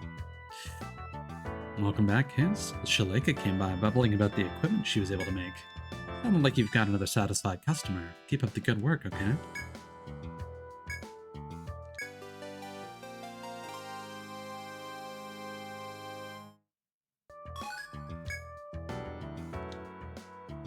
Welcome back. Goodness, you've become a strong protector. Oh, let's go see the boy. The boy seemed pretty happy. He was in such high spirits. Come to think of it, he seemed pretty healthy. Well, at least he was happy, I guess.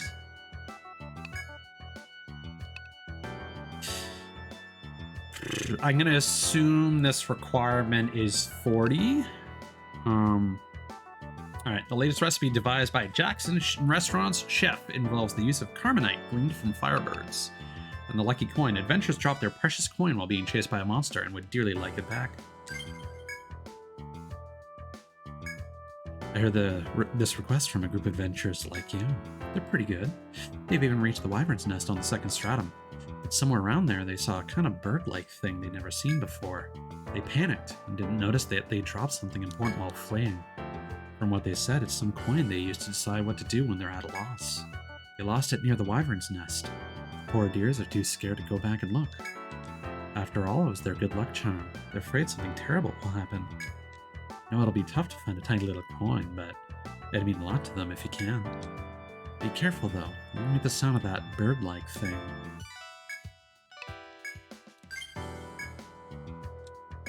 Glad you came back. It's Jackson Restaurant again. Since you've learned the fire formula, he needs your help. He wants a carbonite that you can get from firebirds in the labyrinth. Rumor has it, only those who wield the fire formula can get their hands on some. Experiment with a few different ways of defeating the bird, and I'm sure you'll figure it out. It's KFC. We're making KFC. That's it.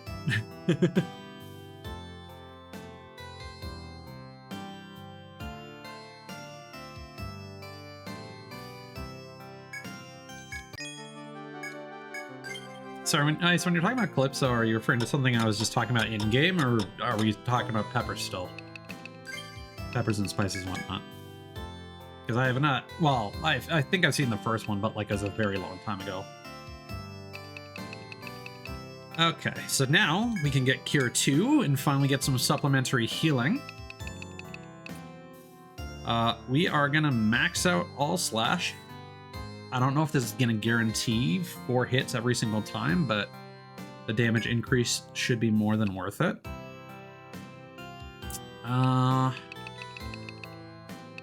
Still don't know exactly what I'd like to do with Kirsten, if I'm being honest. At least not right now. And then we're going to continue working towards Salve 2. We got immunized, right? Yeah, okay. And then for ice, more technique points. I think I'd like to invest in the ability to bind legs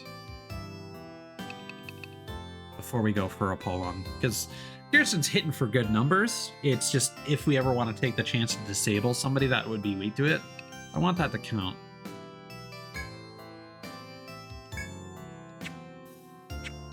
That should be good.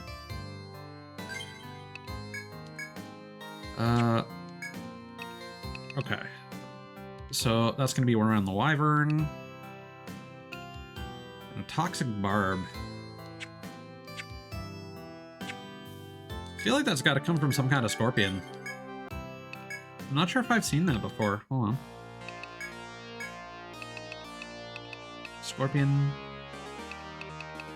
Or assassin. Probably drops from an assassin. All right, back to it.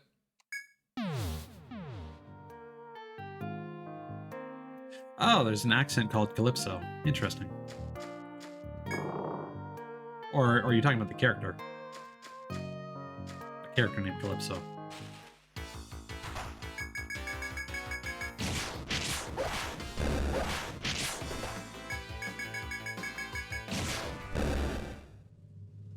Character, okay.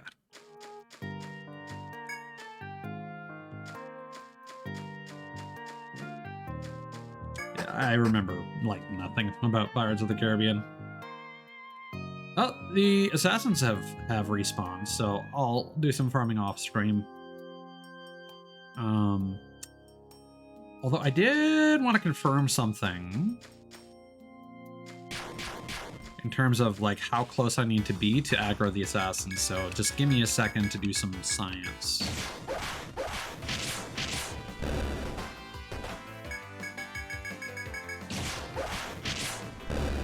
We're also going to do that with that spare room on the floor below.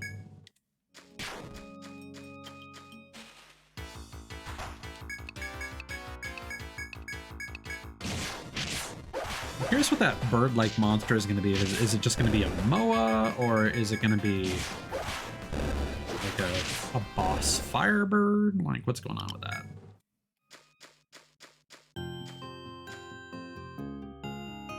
Okay, no, you just get in its line of sight and it aggro's on you. Good to know. Well, you know what? We're here.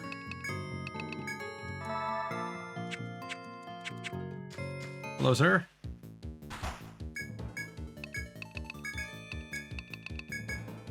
What are you weak against? Lightning. Okay.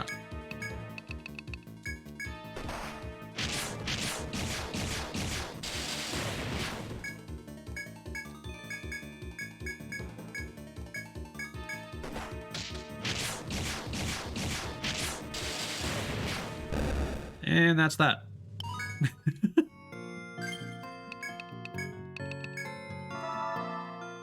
I mean, while we're here, considering we have access to the spring down below anyway, may as well. May as well fight the other one.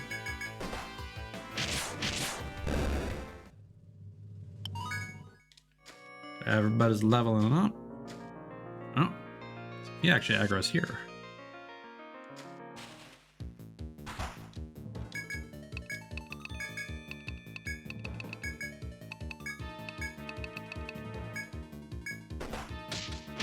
Oh, that sucks.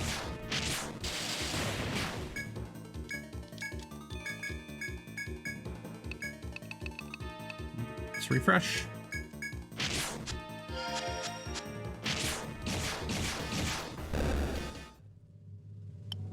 And there we go. You have obtained the requested Toxic Barb.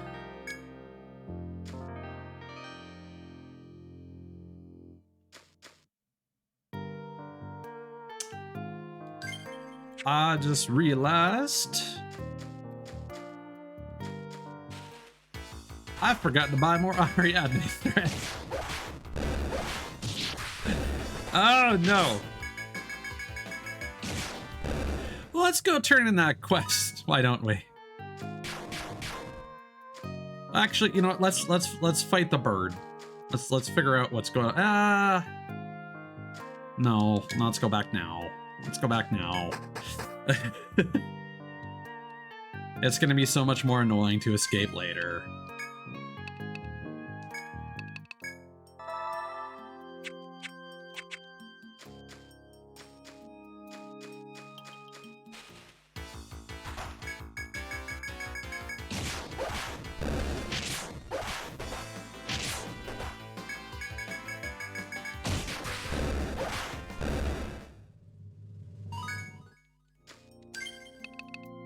Everybody's got levels now.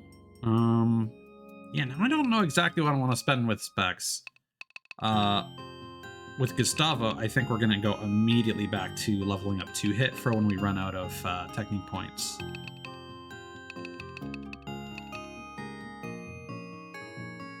I think that's gonna be a good call. Or we could just invest in more technique points. That's another option, I suppose, but this will be good for normal fights. Okay. We've now unlocked Salve 3. More TP.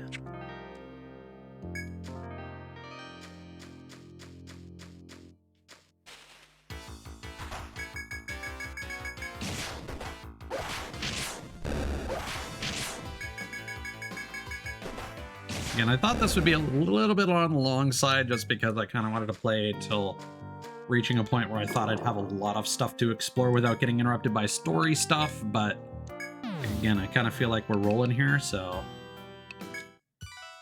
Alright. Let's not sell the toxic barb. No.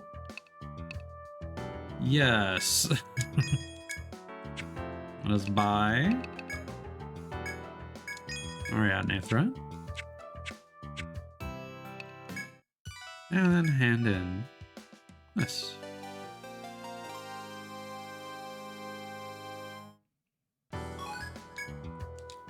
Welcome back. The reason it's purple is because it's poisonous, right? Just put it in the bag over there. I swear, that lady's more trouble than she's worth. Okay.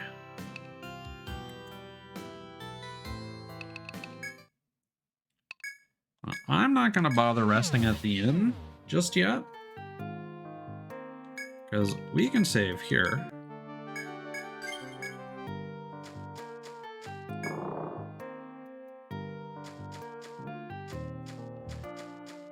See, I'm surprised because we're kind of starting to steamroll here.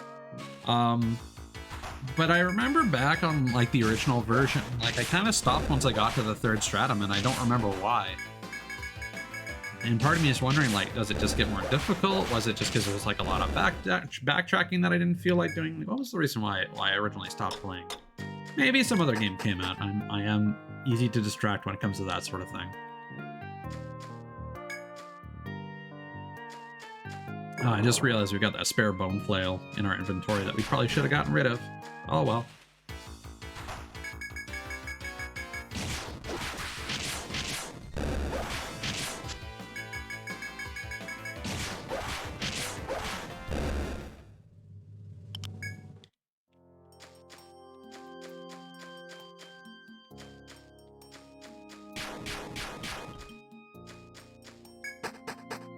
Clean.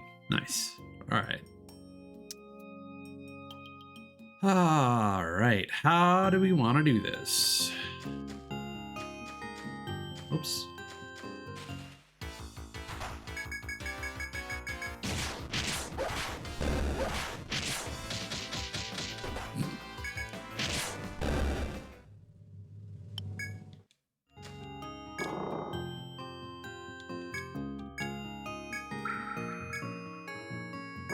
Okay, so they mentioned they dropped it around the Wyvern. Oh, this is gonna suck. Oh. Ooh, the 2-hit actually came in clutch there.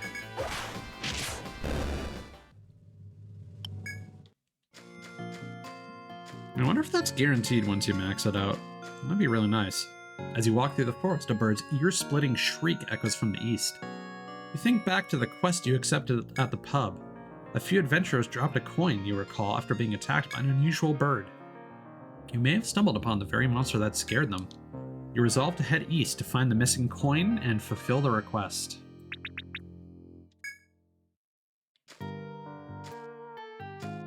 East, you say?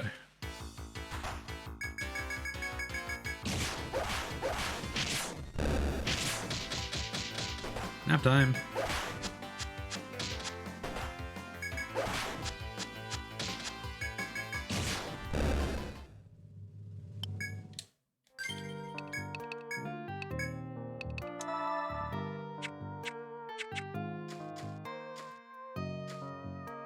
As you walk through the jungle, something shiny catches your eye. Is this what you seek? You crouch to take a closer look, when suddenly a ferocious shriek echoes from behind you.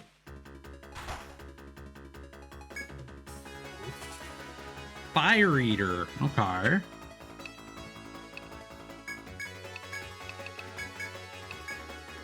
And again, we're getting a bit of a preview of the next battle theme.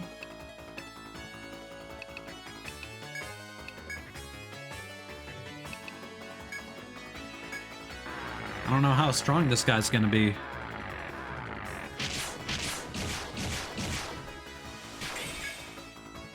Oh, he ain't shit. All right.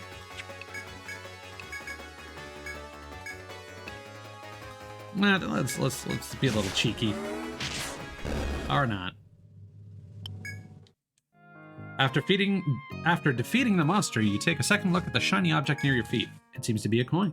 You reach down to snatch it up. Obtained lucky coin.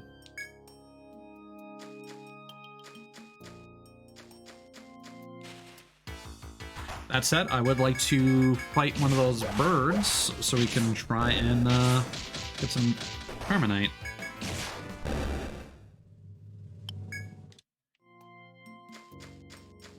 Hello, sir.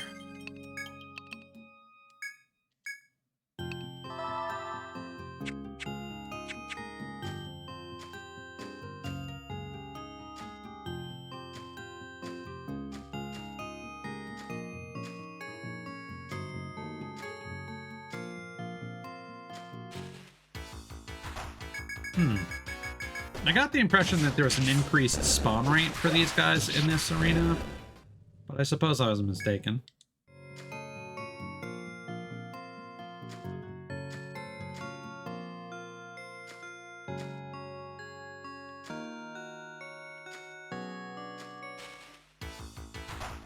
Nope.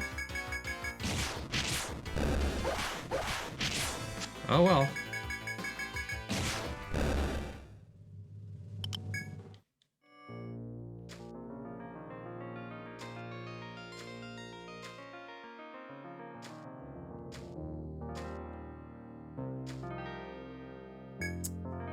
Yeah, it did 400 damage at the very beginning of the battle to Specs, who is our tankiest character.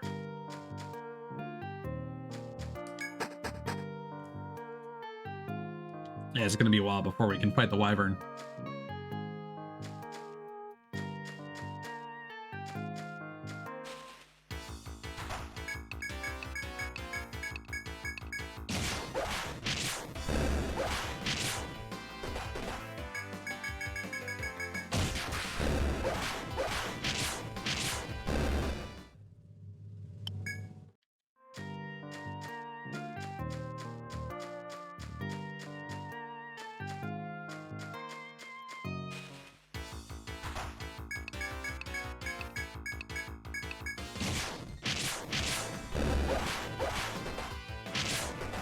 I said, I feel like exploring those back floors really does a lot to prepare you for the second stratum.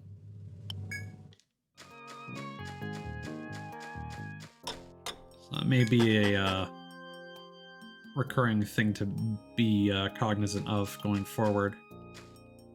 Alright, so let's see when this FOE spawns.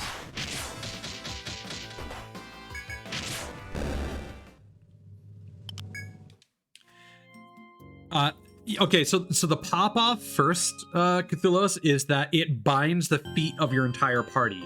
And when your feet are bound, you can't escape. And you can't use flee. You can't... Gustavo wasn't able to use his most powerful skill. Kirsten couldn't do any of her dodge moves. It was rough. So I was basically having to unbind one character at a time and hope that they would not get one shot, and then survive the next turn so that we could escape.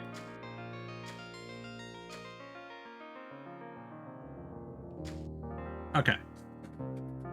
So this happens here, and boom, boom.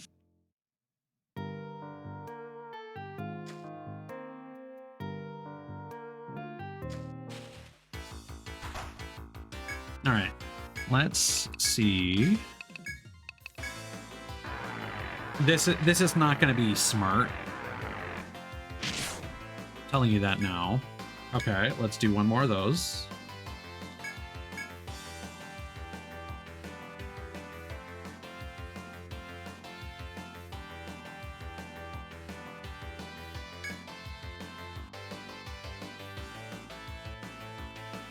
Yeah, I'm not going to bother filling in that path in between, because I feel like it only went to the left just because I went to the left, you know? Let us... I can't tell. Is that... That seems like more than half. Hold on. Let's defend. I think Kirsten's going to be weaker.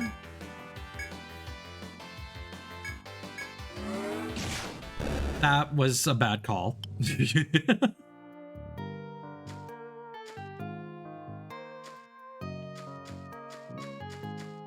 I'm curious if it always follows that path.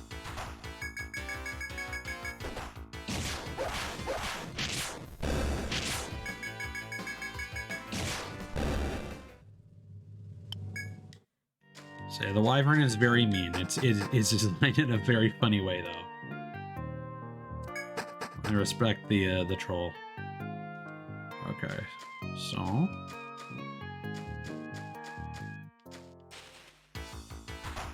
okay.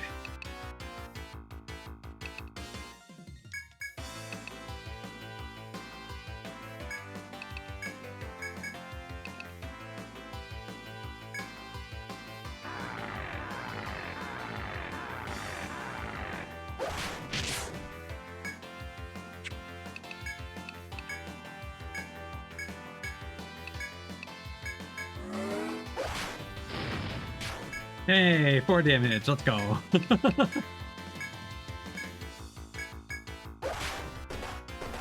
Ow, ow, ow.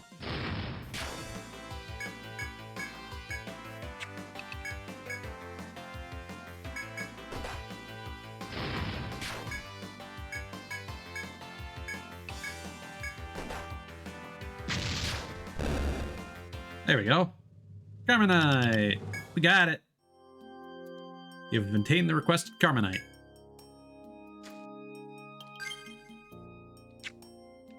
Up.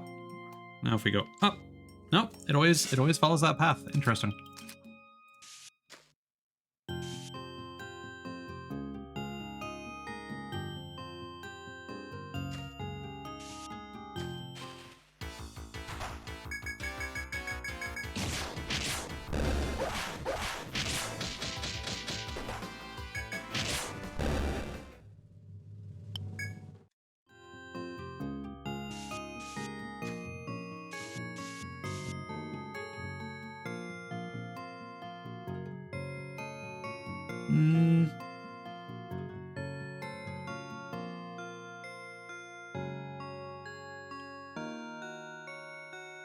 And I suppose the remainder of the path is just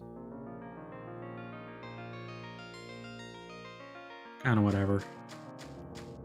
Not gonna worry about the minutia there.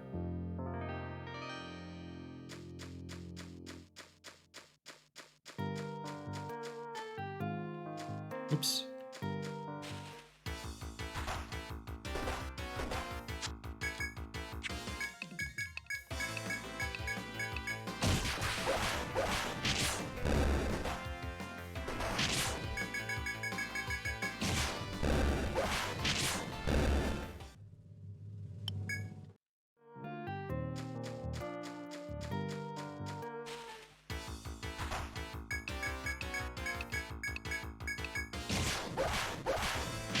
See, part of me has half a mind to get out of here so we can like save and turn in those quests, but then part of me is also like, well, I mean, if we get to the 10th floor, we'll get new quests if we end up getting there. Ah, thank you for the resub. Appreciate you, buddy. Hope you're having a good night.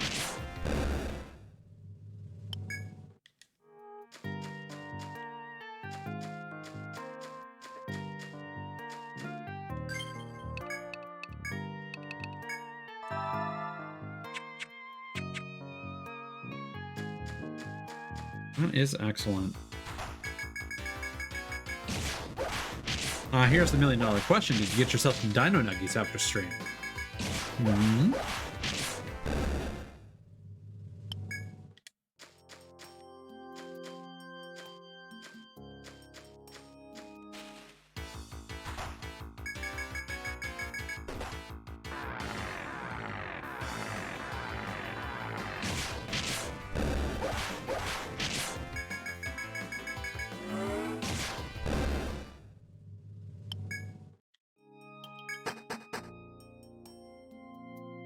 All right.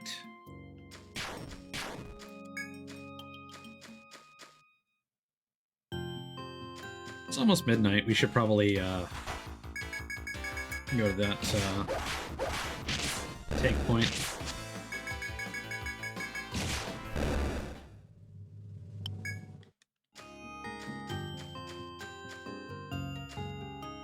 Oh, there's some kind of FOE on the other side.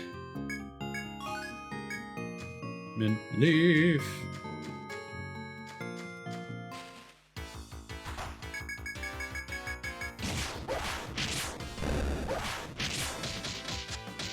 Nap time.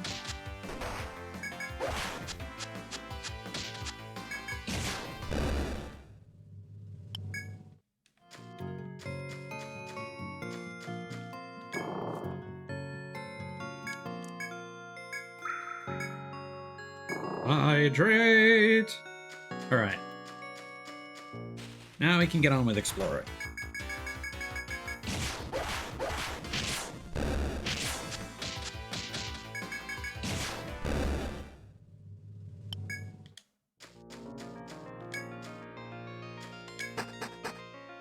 Okay.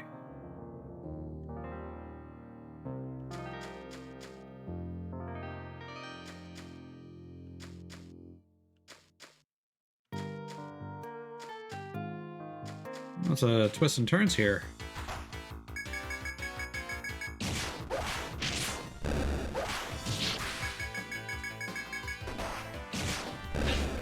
How you doing, Nuna?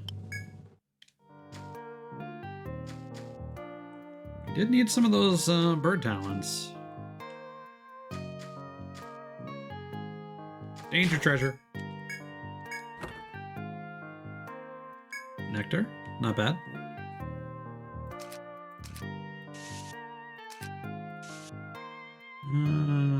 Pencil. Chest.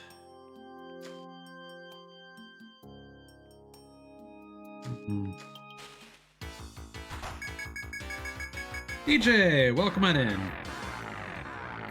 Hope you're having a good night yourself.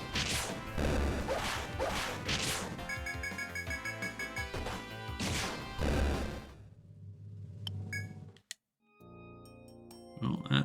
Ooh. For some reason, it looked like a pathway when I turned around.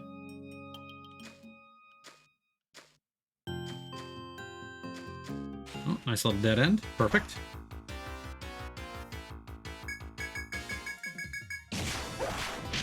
All right, enjoy lurking, Nuna.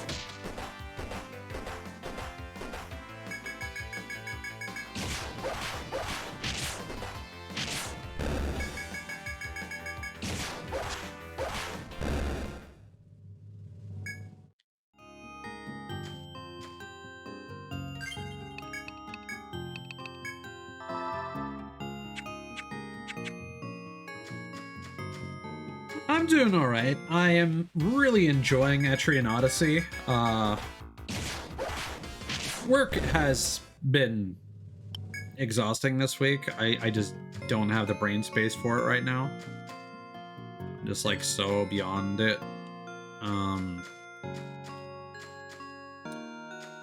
just waiting for the weekend to roll around so I can get around to applying thermal paste to my CPU and hope. I'm desperately hoping that that resolves the temperature issues that I've been having recently.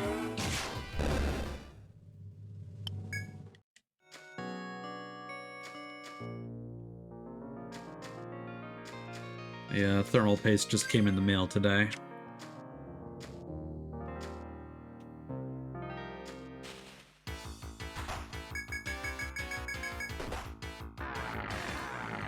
Kind of steamrolling through this floor, unless it's a lot bigger than it seems.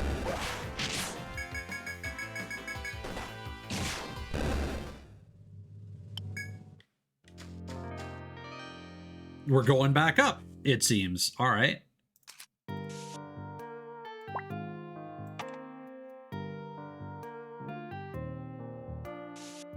I mean, the CPU is installed. It's just I need to take off the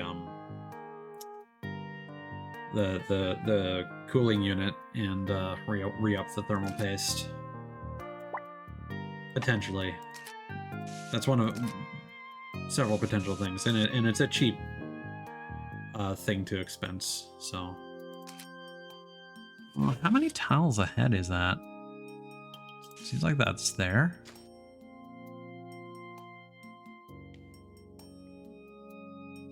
One, two, three. Yeah.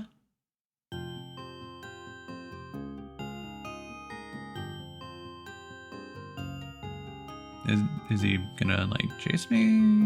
Is he just chilling? Oh yeah. I see you. You're not gonna...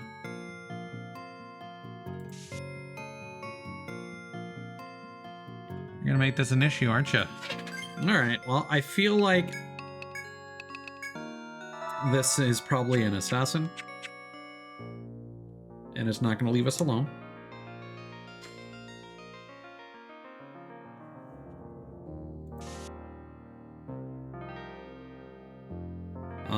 For my sanity, though, I just want to test something real quick.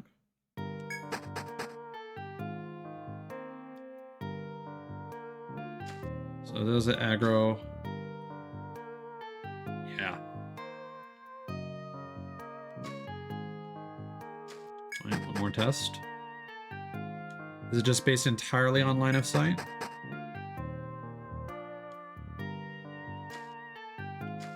Yeah. Fair enough. But yeah, doing stuff like that makes me nervous. I'm not a fan of mucking about with hardware. Kind of chickened out of a BIOS update because the instructions from the manufacturer were not like complete. I wasn't exactly sure, like, okay, what am I supposed to have on this USB stick, and it was not being specific enough, and I didn't want to fuck anything up. So I was just like, you know, we'll bypass the BIOS update.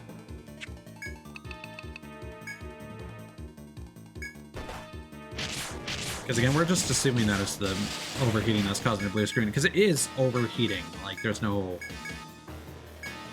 two ways about that.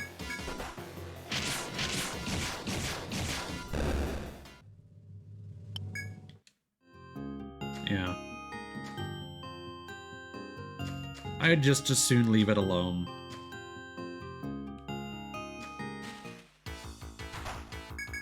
Because the overheating makes far more sense.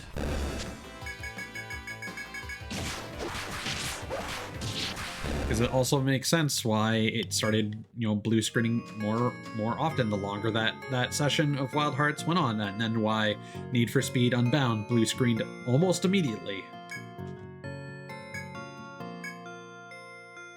Because everything was already nice and toasty. Like, that was a good, like, 30 plus Celsius day. Ambient temperature was already way too goddamn high.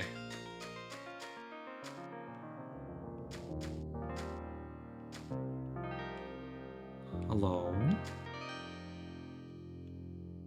I know there's an FOE lurking there.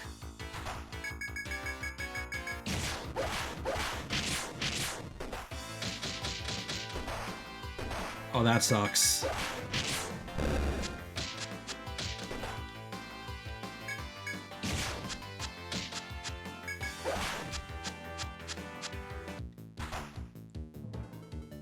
Excuse you, where did you come from? Okay.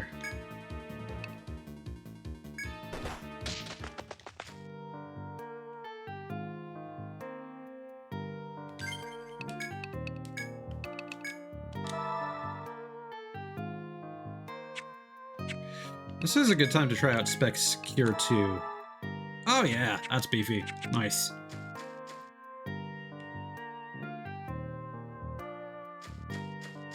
Let's change fillers. Oh my god, this guy's persistent.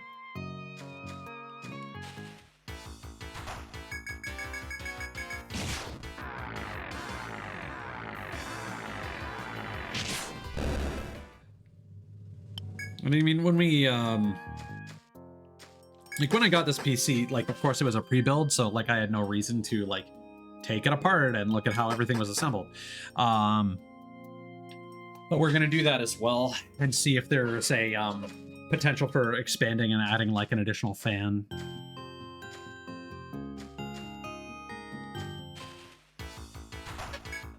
Because I feel like expecting, like, thermal paste to do all the heavy lifting is not the greatest idea.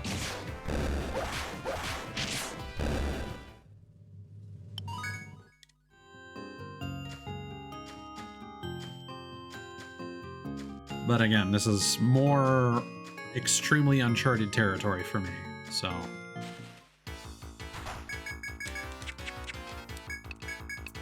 It's been giving me more anxiety than it probably should. It's like, I feel like these things are pretty normal for a lot of people.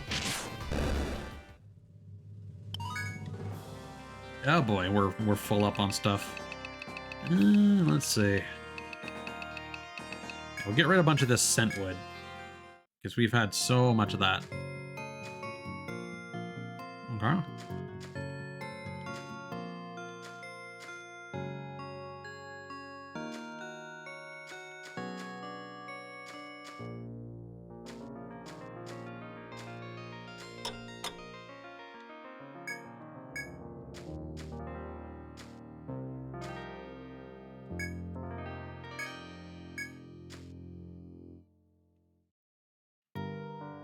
It seems like a two-way.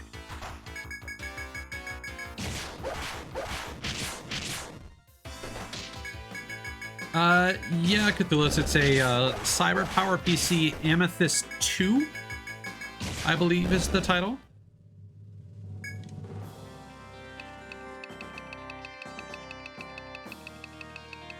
Of the case specifically, to be clear.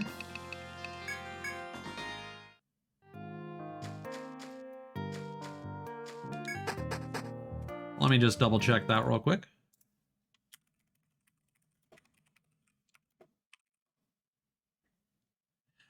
Yeah, the Amethyst 2 is what it's called.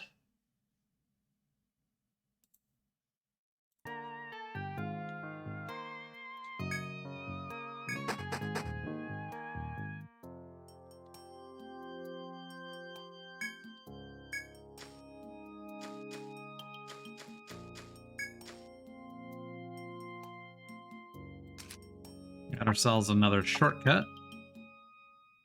Now the question is there a shortcut that'll take us over here from one of those rooms?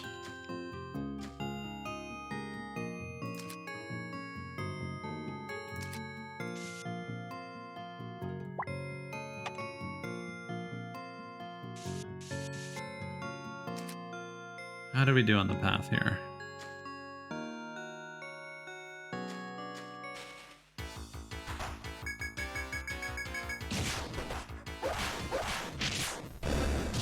No worries, TJ.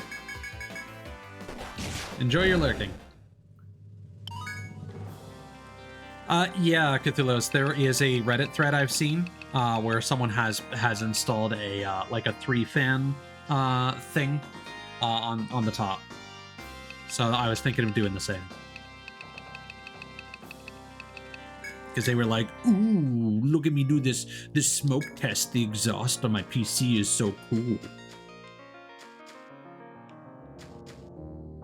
Ah. Bada bing. Bada boom. Shortcuts.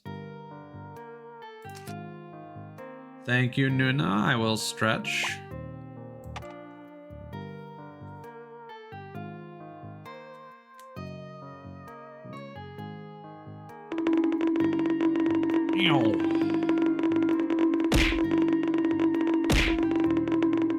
I do appreciate the way that I have this set up.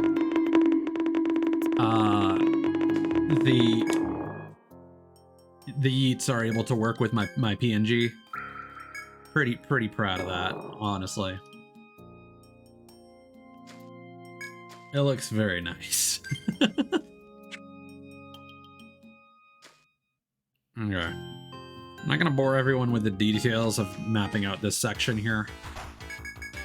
I'll just do that on my own because I'm gonna obsess over like the spawn points of all the assassins and whatnot. Ooh, level ups. Let's go. That said, we should think about escaping shortly. I just really want to get to the next floor, so any quests that might pertain to the 10th floor will unlock.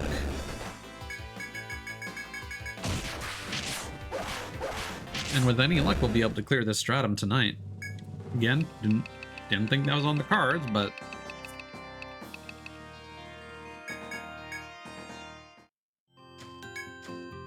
That's how these things go sometimes. Alrighty.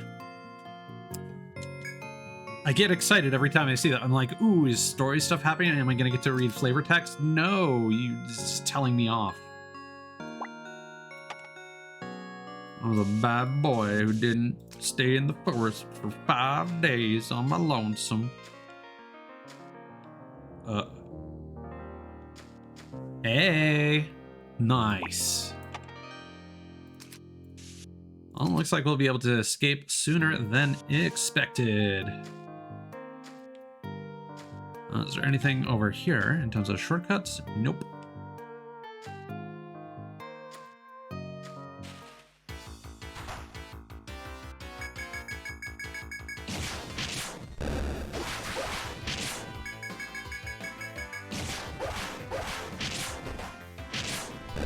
I should think about making some more Tyzits sprites, but I don't know who to base them on or what flavors to make them. Or just having some new assets for tits in general. But I need to think of Mimi stuff that applies to me, you know? Ooh. Hold on. I had an idea.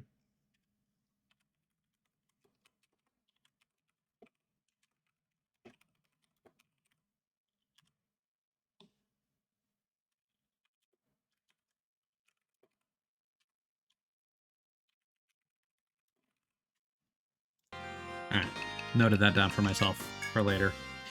I think that'll be fun. Alright. The Forest Silent King. Okay.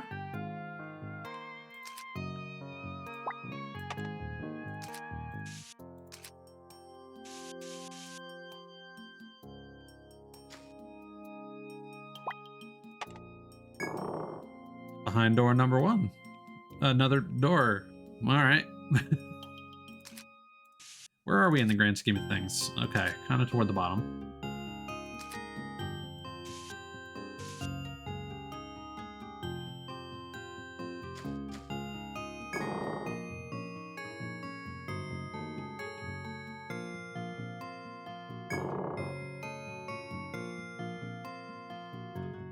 Okay, I can tell this is going to be a little silly to explore.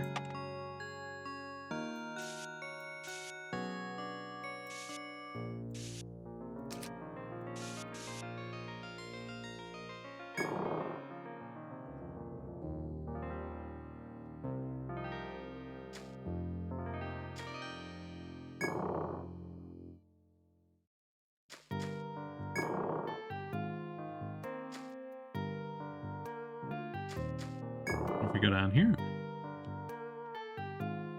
Okay, this feels to me like this is kind of a maze where we're going to get chased around by the forest gang.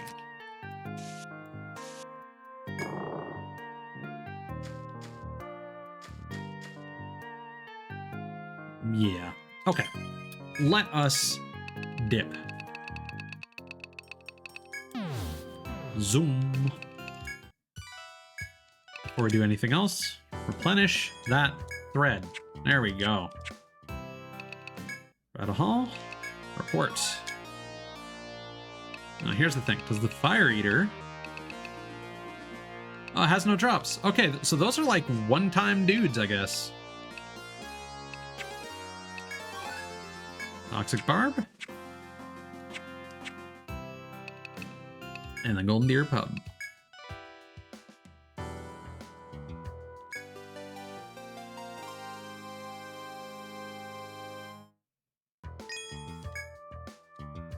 Welcome back, kids. This coin is pretty important to them, so I know they'll be relieved to hear you found it. I'll make sure they get it back.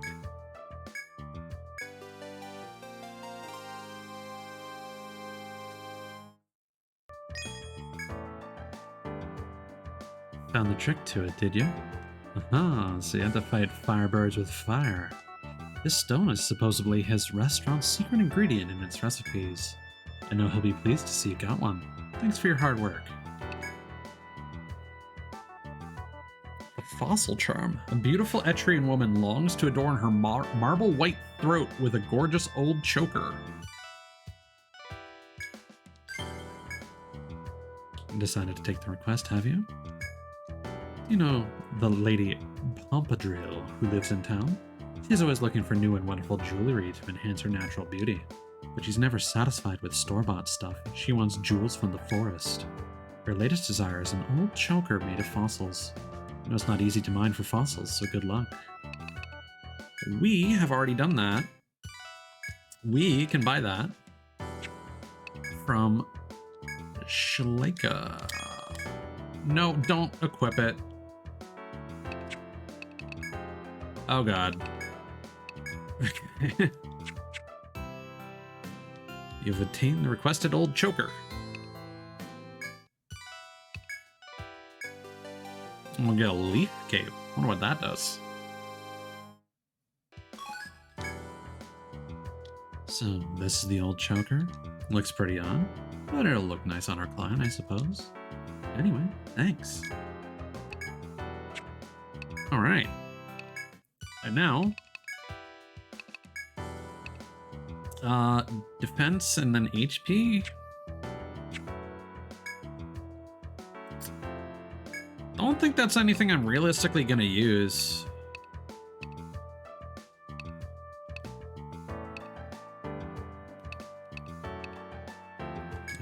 I'll just give it to Kana, I guess. And now, sell everything.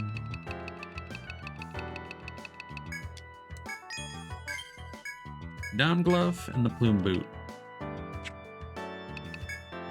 Didn't we already hand off the...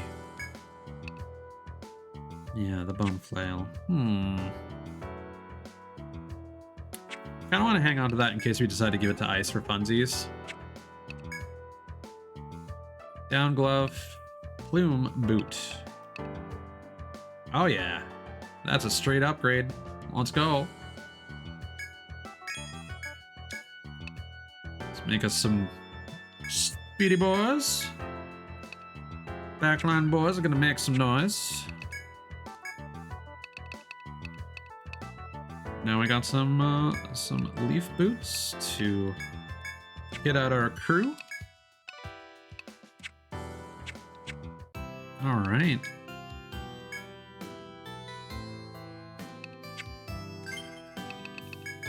We got some skill points, don't we? Yeah. All right. So level up 2 hit some more. Let's get some more disable. Maybe that'll be effective against Cernunos. And we finally have Self 2. We can't use it yet, but we finally unlocked TP regen for ice. It's gonna be huge later. Yeah, what do I want to do with specs here? Do we want to get shield mastery to 10 first?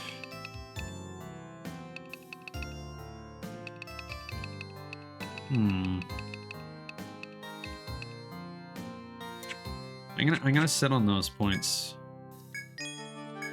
I don't really have a perspective yet. I think we'll need to fight Sir Nunos and kind of get a feel for what we're dealing with.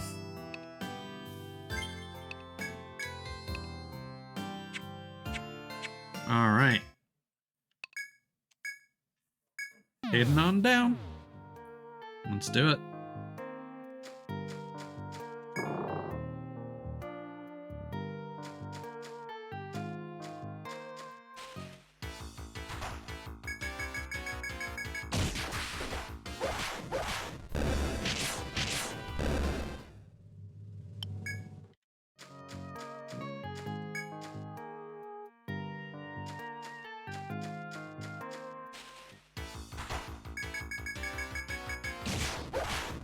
Before we get too deep, I'm gonna double check to make sure I did in fact replenish my Ariadne thread.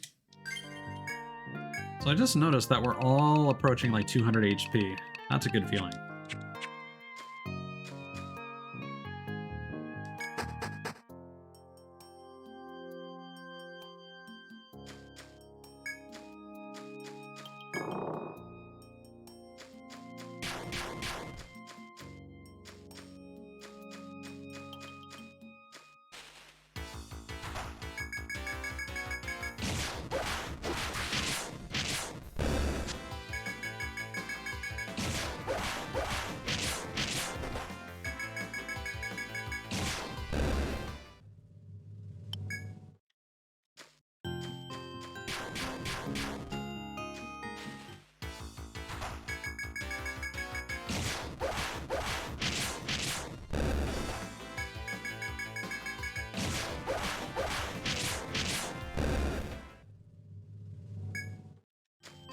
And once those 2 hits start becoming more consistent, that'll be really good.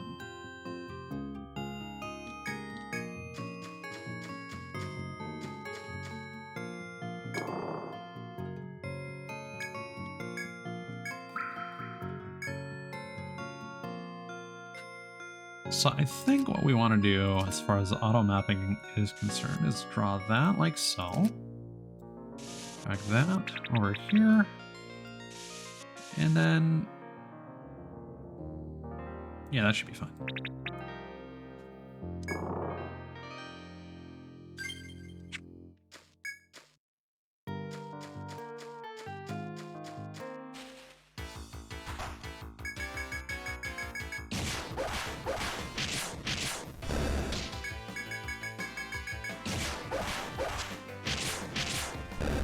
Yeah, it seems like that is just blindness.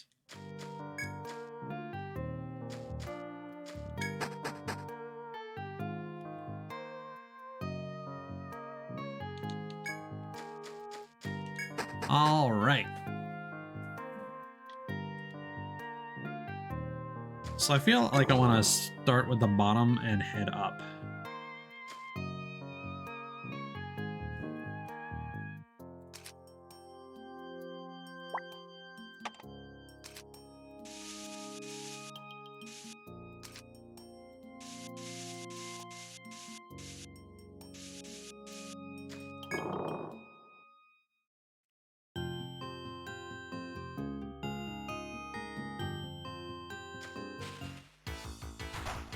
Oh, hello, Stingmaw. How strong are these guys? Not super powerful, but they can probably paralyze or poison us.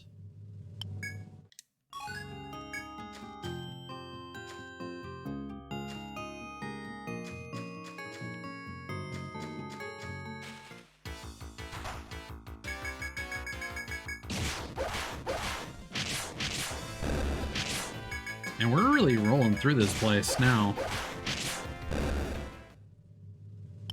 Ah, that's that's where you get tiger fur. Makes sense.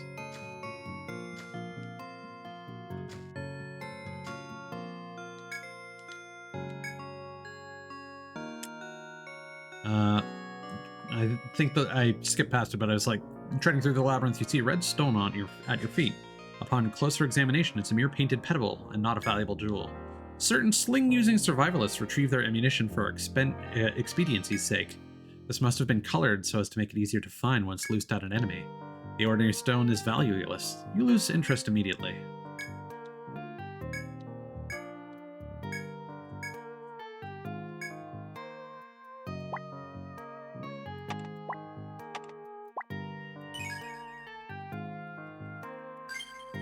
But it's still hanging out there, so there must be some meaning to it.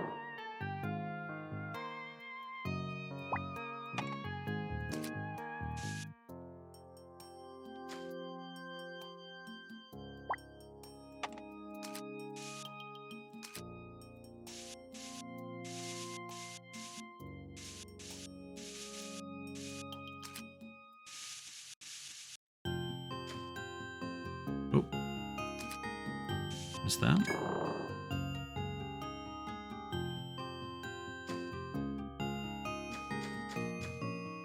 Oh, hello there.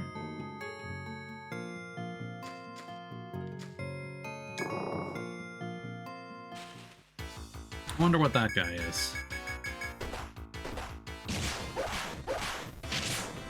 I feel like Sir Nunos would not just be wandering around without some sort of an introduction.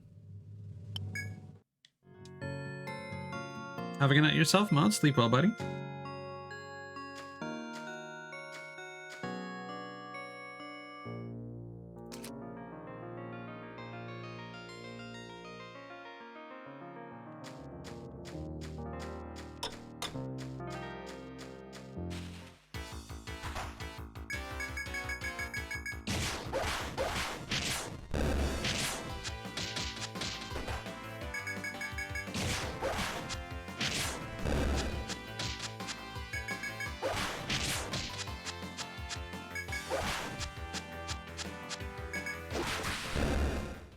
I'm actually hitting for some decent numbers now.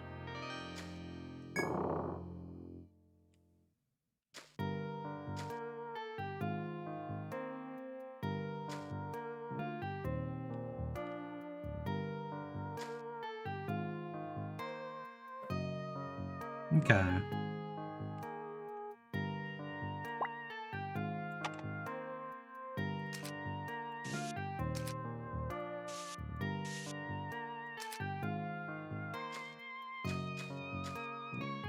I'm just curious what the aggro range on this fella is.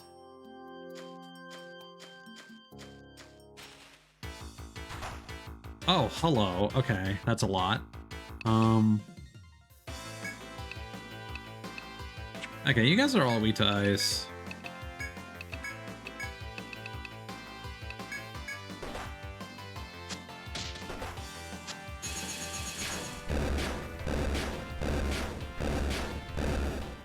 That's satisfying.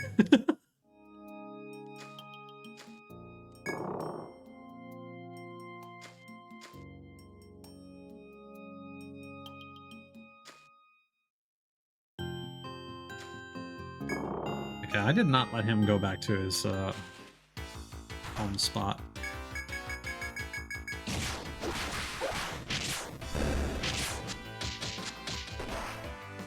Oh.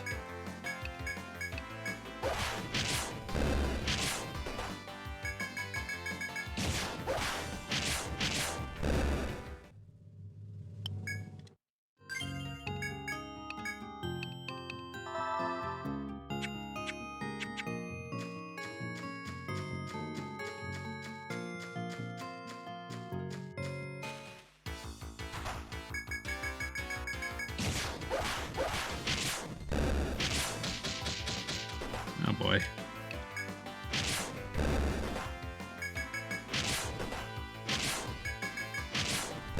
There we go. Okay, let's see what we're dealing with here. So it seems the aggro starts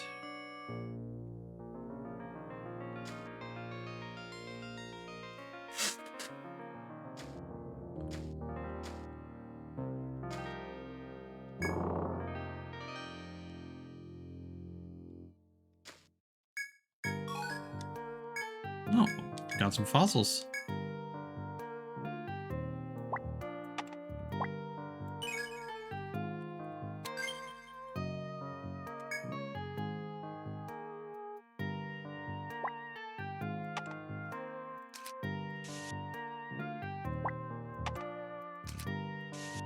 Oh, no, that's not correct.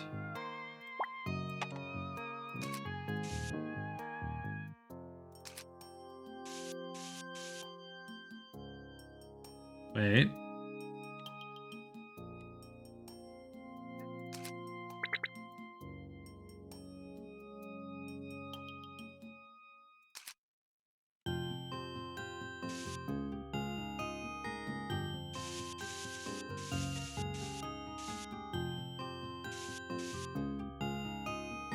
There, I think that's...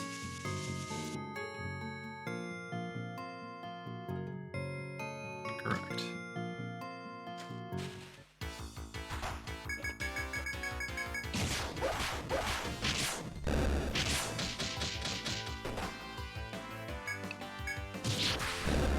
Nice crit.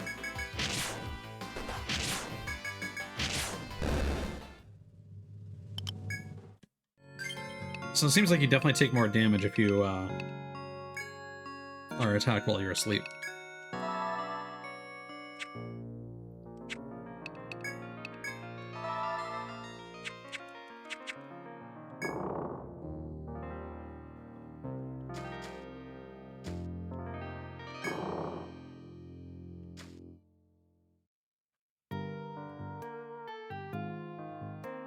Okay.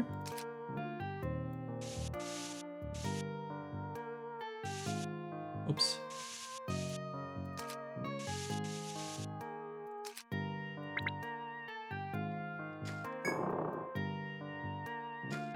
Now, do these paths connect? They do indeed.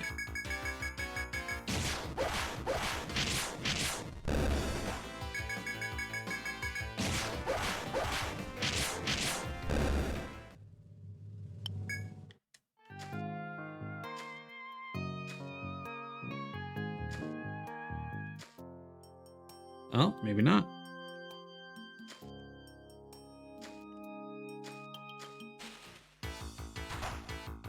Oh, that's a lot of bees.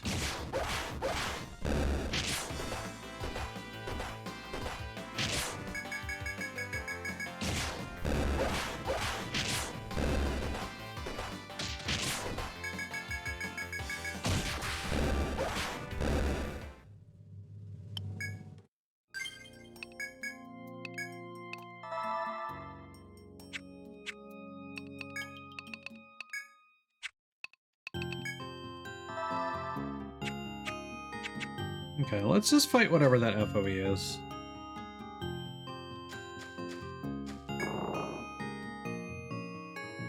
Because I don't think there's any other way.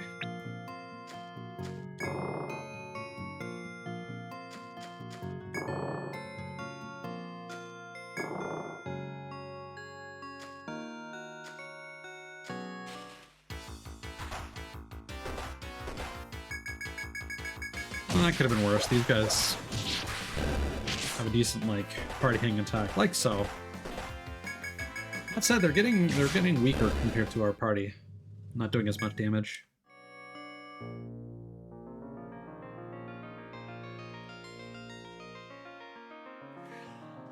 Yeah, not sure what the aggro range on this guy is.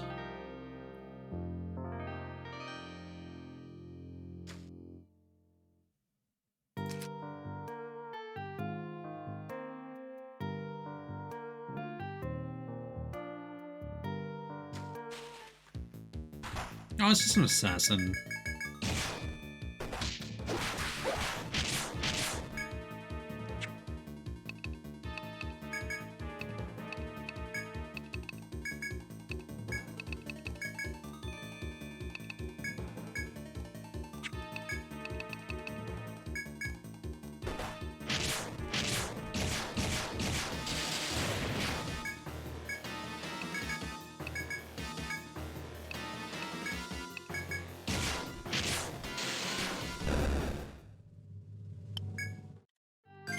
No big deal.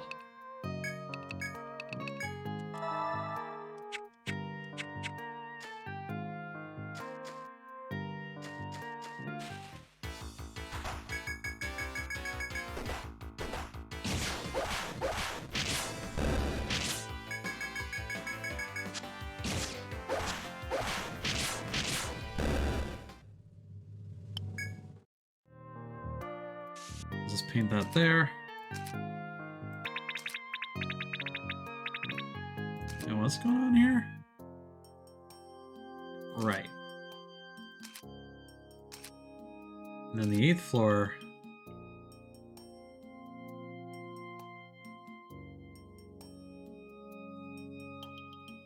It's like so. Yeah, that's fair.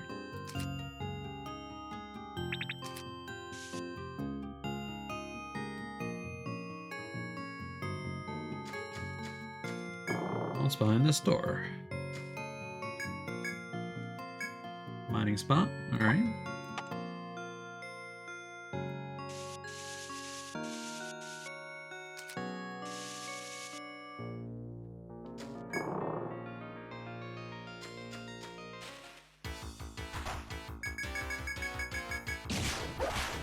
For a boss floor, this is kind of uneventful, if I'm being honest.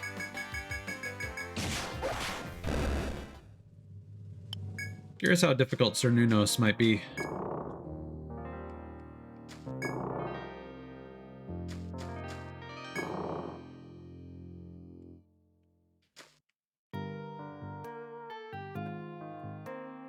Yeah, so that should be there.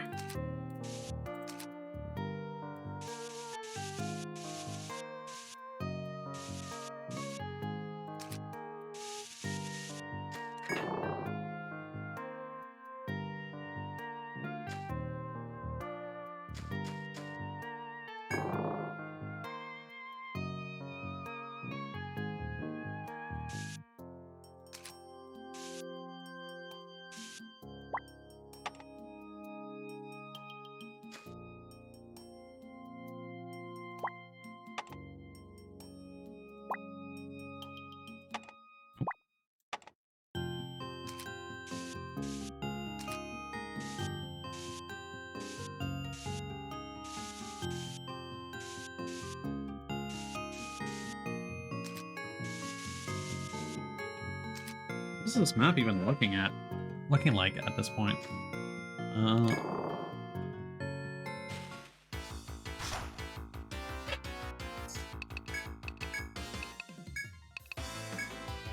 These guys are all weak to ice.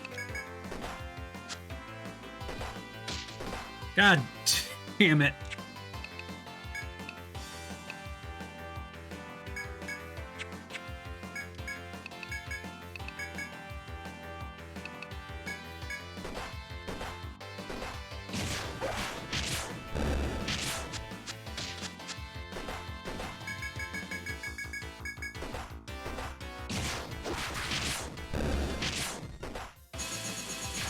Honestly, still worth it. Gonna be maxing out our inventory soon.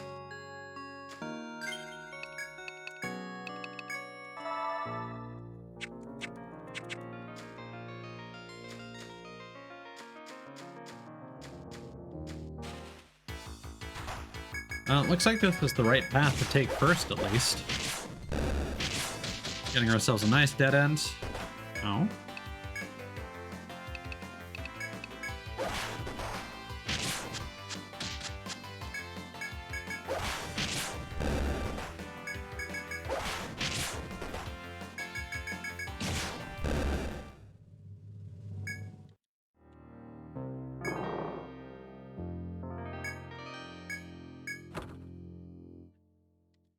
Broadsword. All right. Sure.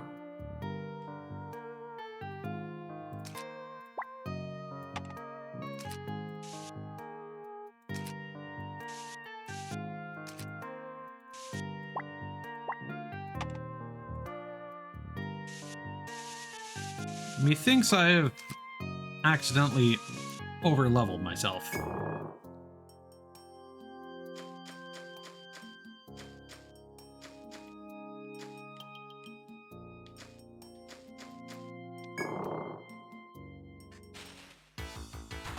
Oh god, this is gonna suck. Oh boy, oh boy.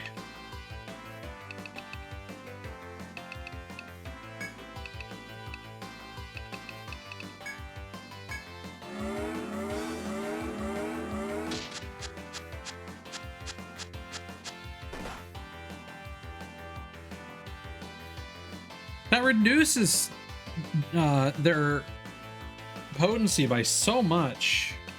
Crazy.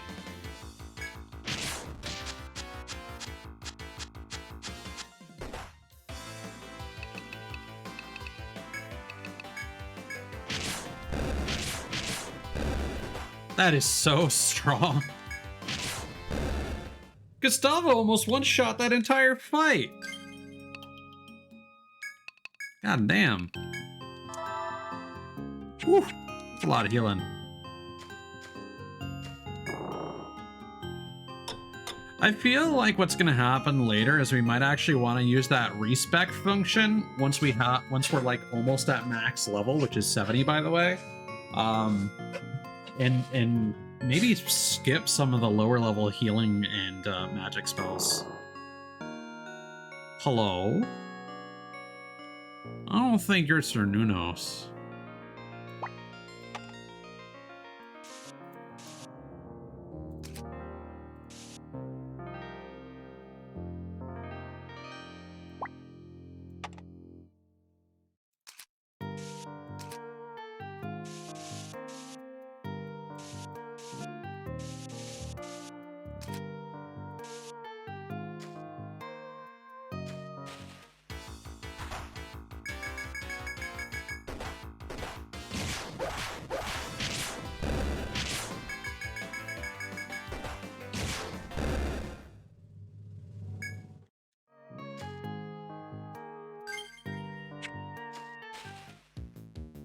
Oh, it's a Moa. All right. You know what? These guys do kind of kick your ass. We're probably going to warp out of here before fighting Sir Nunos, so may as well just use everything. But like, as soon as I got Defender, that reduced, like, this thing kicked my ass and almost wiped my party with one of its single, like, multi-hit attacks. But as soon as I had Defender, it was barely able to do anything.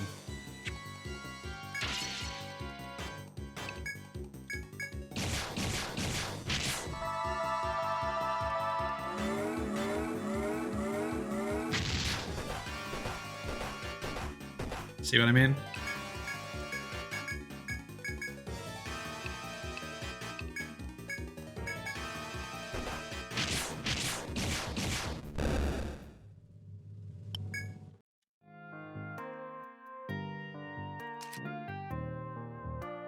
So I'm just gonna treat that entire room as hostile.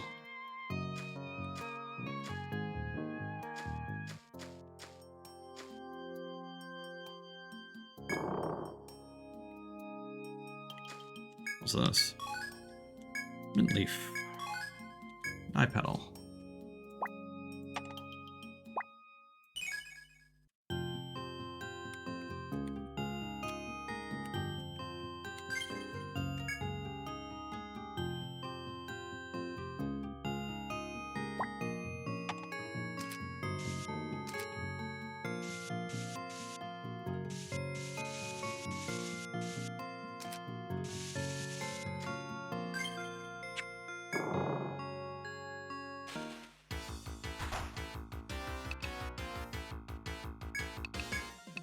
You know what? We're going to do that.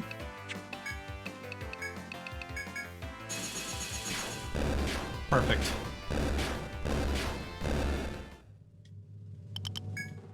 Well, that's your dinner, Cthulhu's. Sounds good.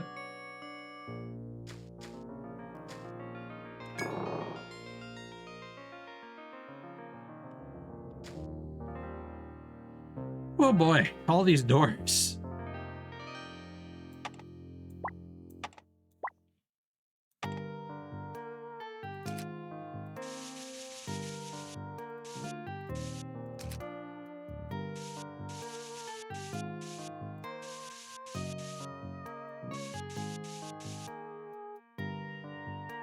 Ah, right. Well, fair enough. I kind of want to map out this floor before exiting, because there's a lot to it, man. Oh my god, more of you guys. Oh boy.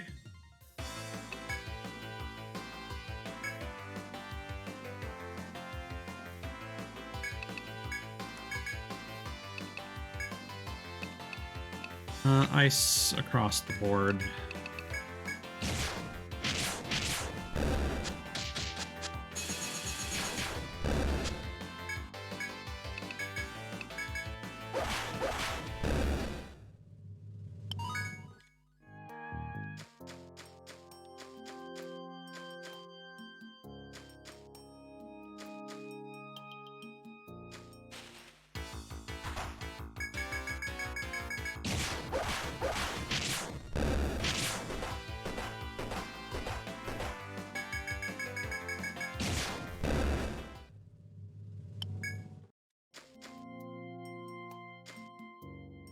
Oh, hi.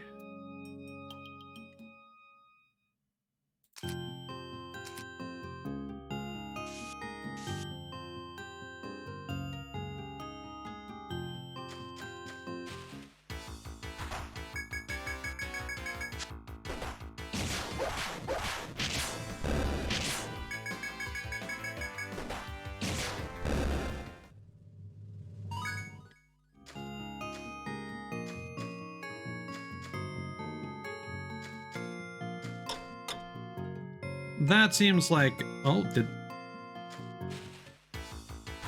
They despawned at night.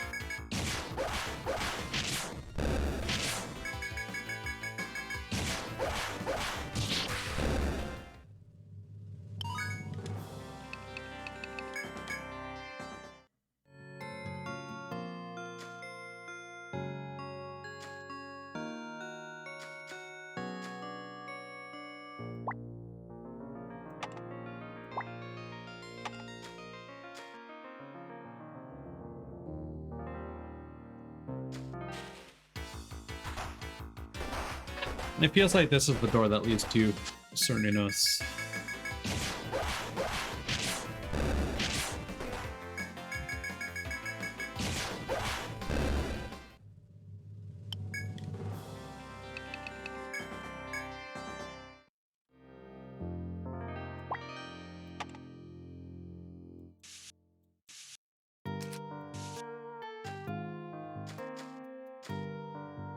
What's going on over here?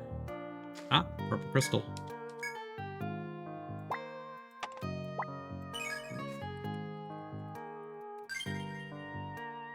I'm gonna be annoyed if that purple crystal, or the purple key rather, is like on the very next floor after reaching the third stratum. And I wrap up today's stream and like, perfect, we did a whole lot, and then like on my own I discover the crystal and I'm just like,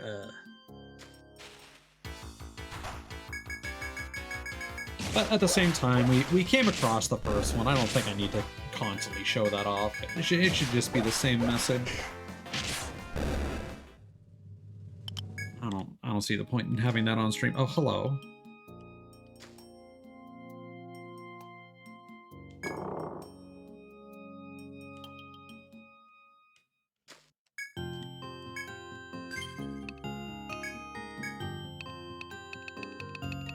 Let's get rid of this mint leaf.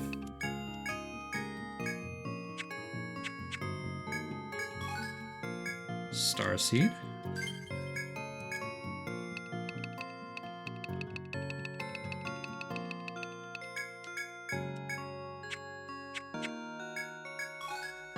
And cross seed. Oh, that was chop.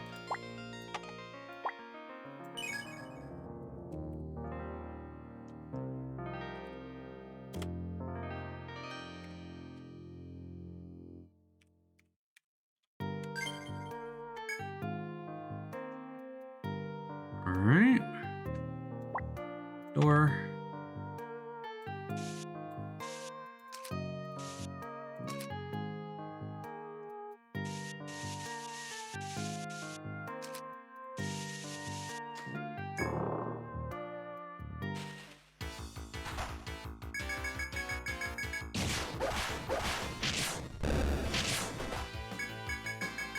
I do know that the next major event is going to happen on floor 12 after we reach the next stratum. Just not sure how long it might take me to get there.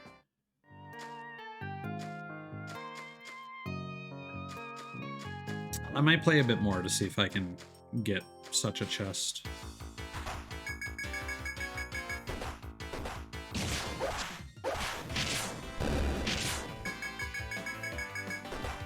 Oh yeah, because the third strand would start on floor 11 then, so yeah, I might want to do that.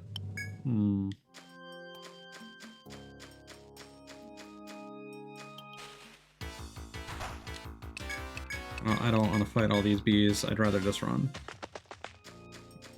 Good job, Specs.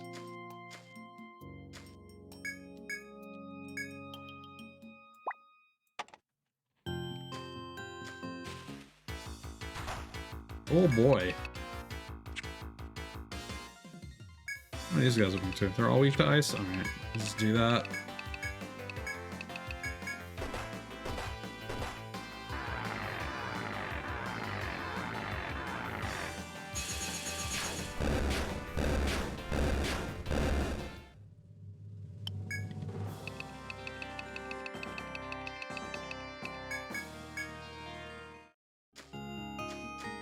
Hopefully this door going upwards doesn't lead to a chain of things. Oh boy.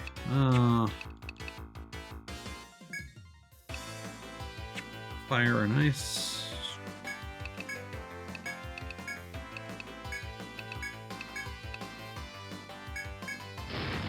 Whoosh. Oh. Got a little cocky. Thought that would be enough to finish him off.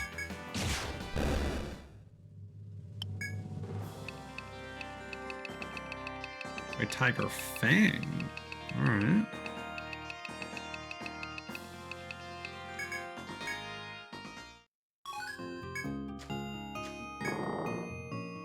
Oh, hi. Oh, hi. Oh, oh, oh, hey. Oh, wee. Hey. Oh, yo, hi. Oh, what a party room this is. Yeah. Oh. Bye-bye.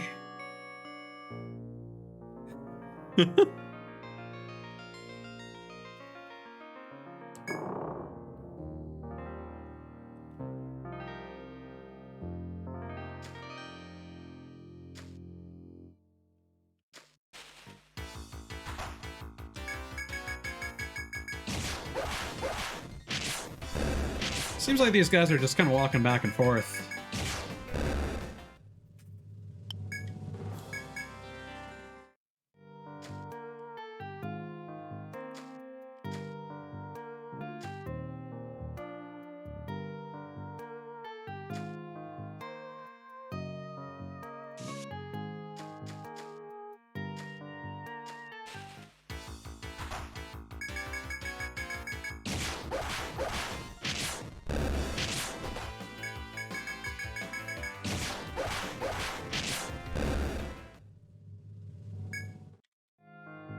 But the guy ahead... Oh!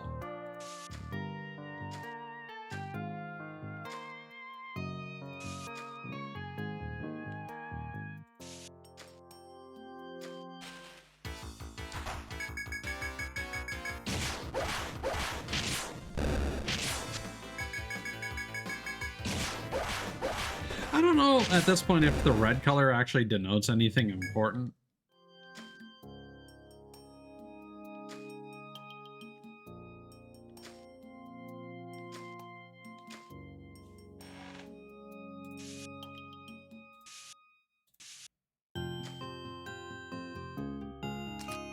Oh, no, that's a safe spot. No, that's not a safe spot.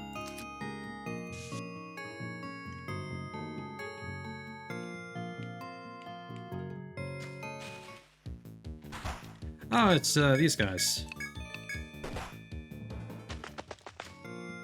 You're no big deal.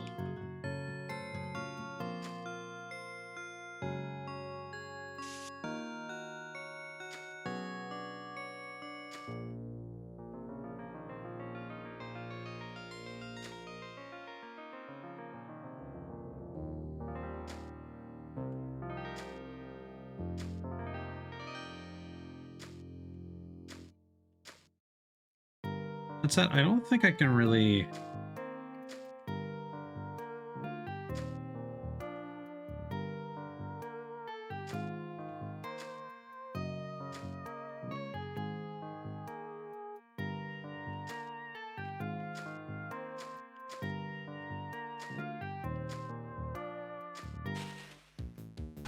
No. I don't think I can really finesse my way around them.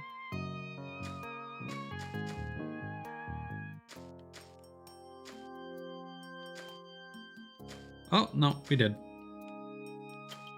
Let's just explore that tile.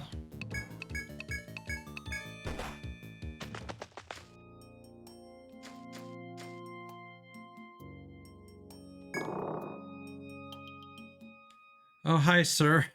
God damn it. Alright. Gonna be the same on this end?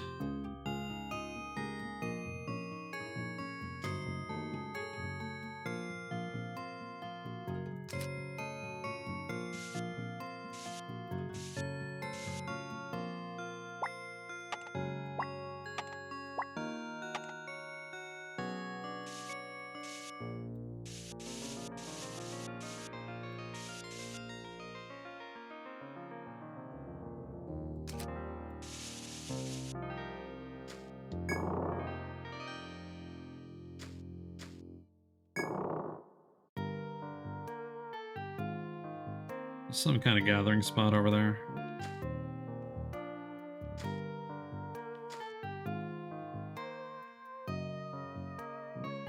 Oh, that's rude.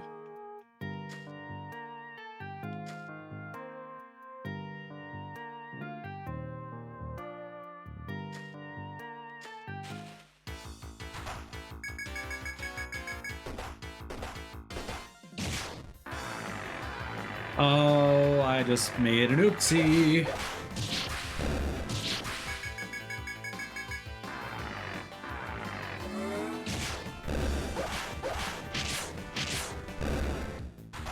Okay, it's a Moa.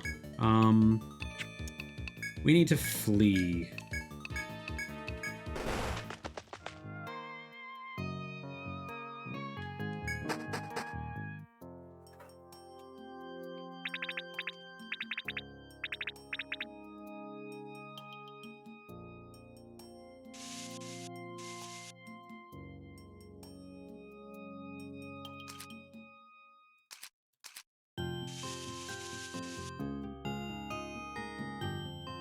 I'm just gonna check something real quick.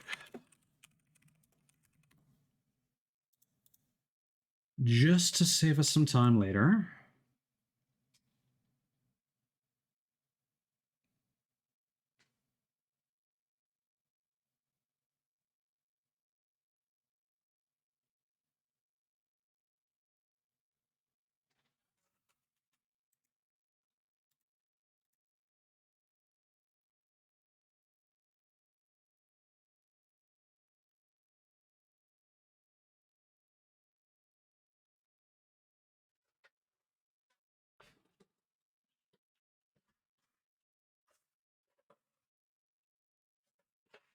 Okay.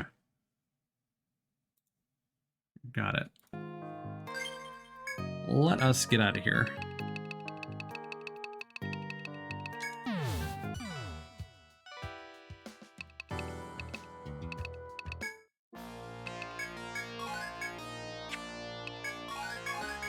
Do have some discoveries.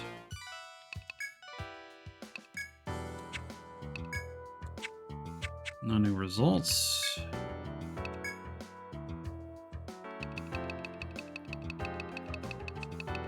This might get us some new gear. Iron glove and chain boot.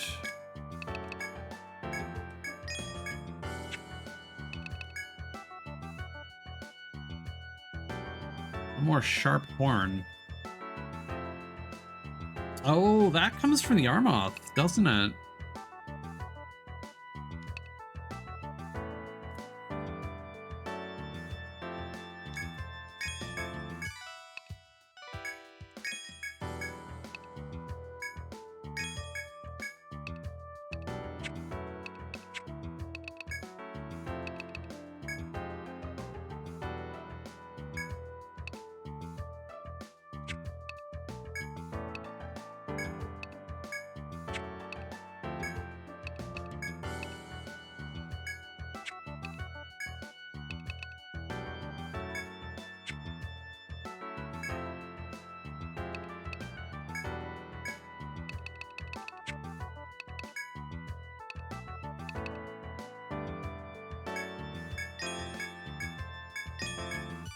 I don't know if there's anyone who can use a broadsword right now.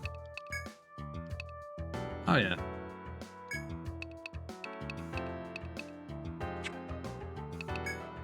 Now I can sell the spore spear. Perfect.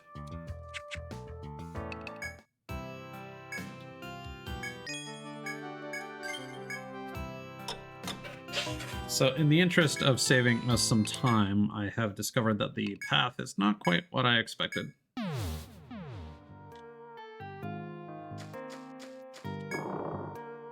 Let's hope we can get through this quickly.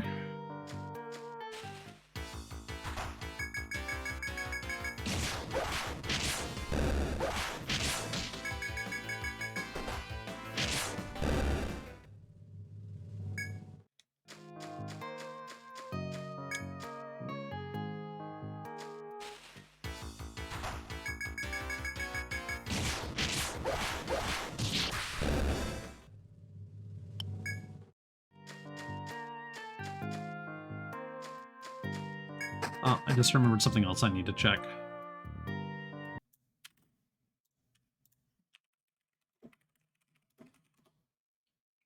Bear with me for a moment.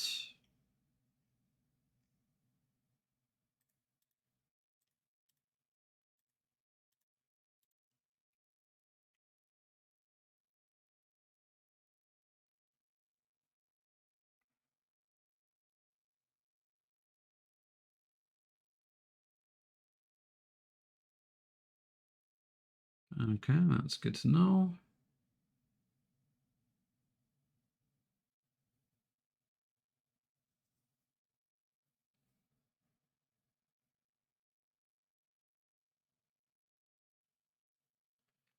Yes, that room that seemed like a boss room. Right now, there's just going to be an Armoth in there, but there is a quest that puts a different monster in there.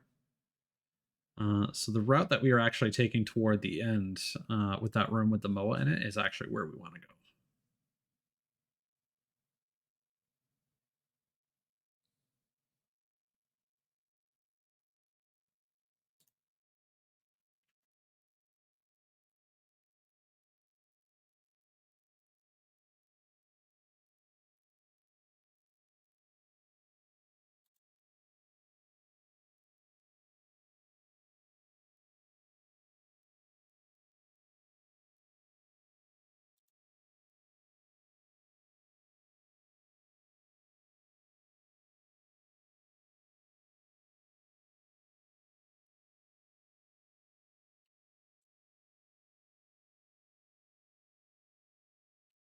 And I'm going to potentially use a map to beeline it, to a certain objective. Okay.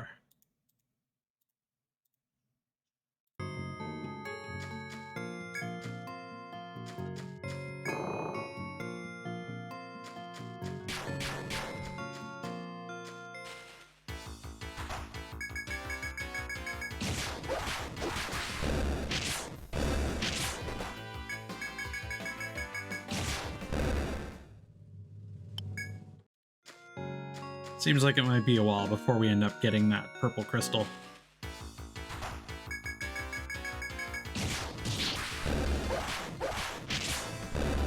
Or purple key, rather.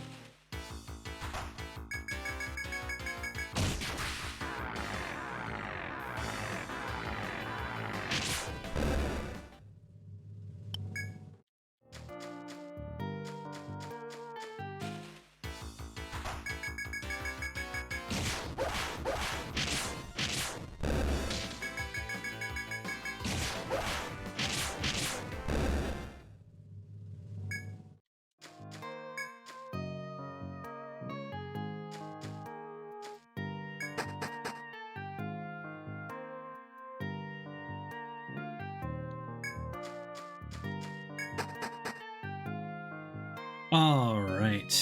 So, what is the quickest way to get through here?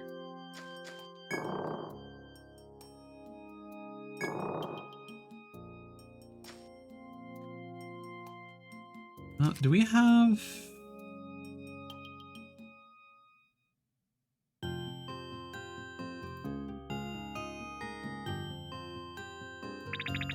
I'm gonna use an old icon temporarily. There we go.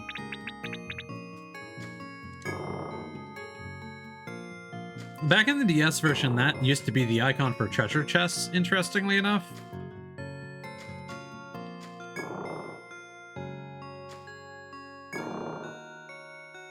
And there used to just be a generic symbol for any kind of collection point.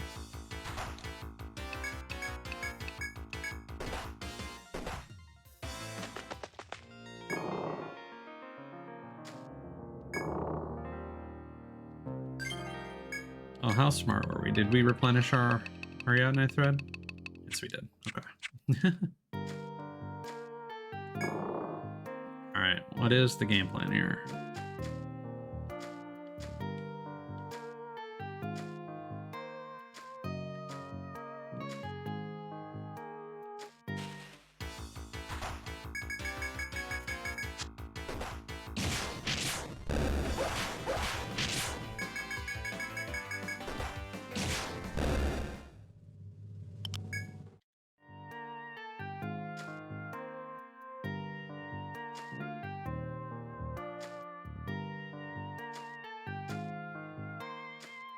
I'm just gonna fight this one.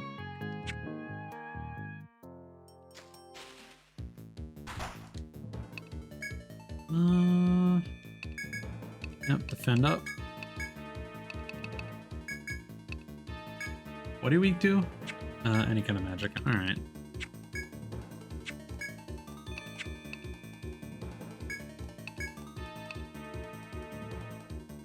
Oh, smoke it if you got it.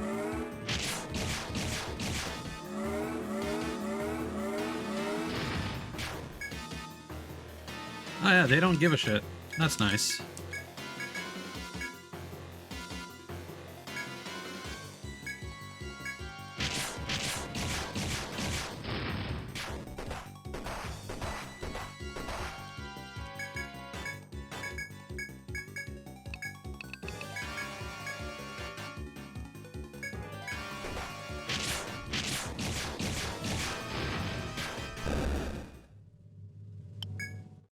Damn. Didn't drop that tusk. Would've been really nice if you did.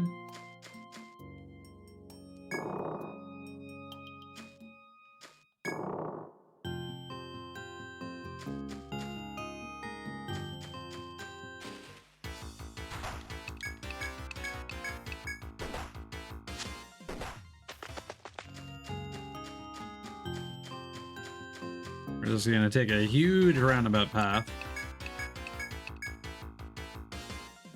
Oh god. Shouldn't have done that. Oh, now I can all slash.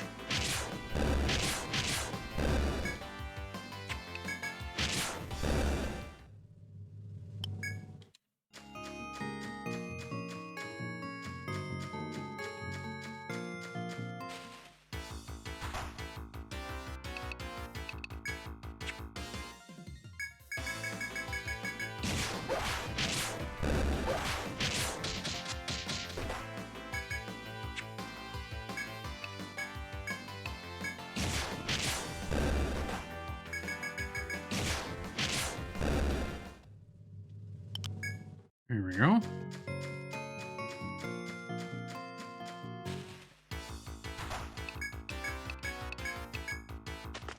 Rather not fight all those bees.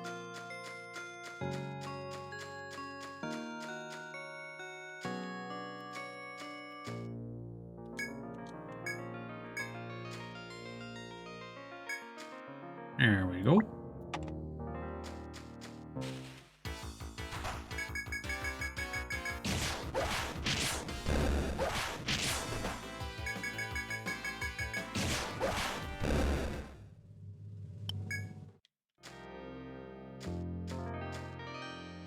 The 10th floor. As you tread through the second stratum, a voice reaches your ears. Wondering who it could be, you investigate and spy 2 female adventurers further in. The warrior woman Ren and the flame-haired Klokta. What are they doing here? Piqued by curiosity, you consider heading in their direction to speak to them.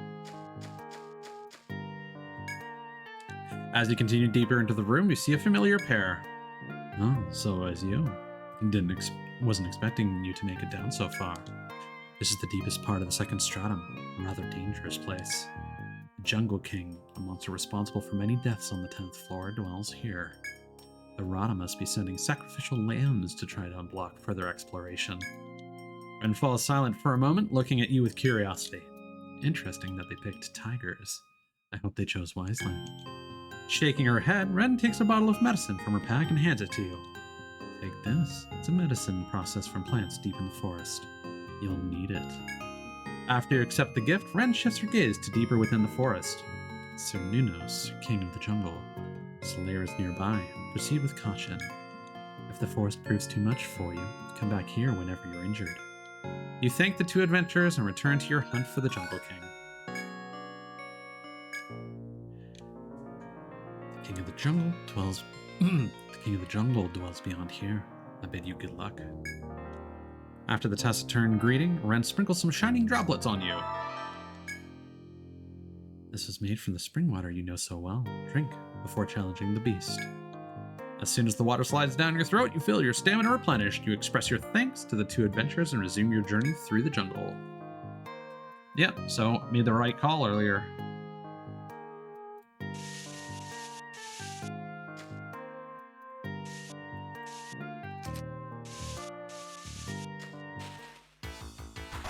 Birds. Rude. Oh my god. They're just doing everything they can to squeeze as much time as possible.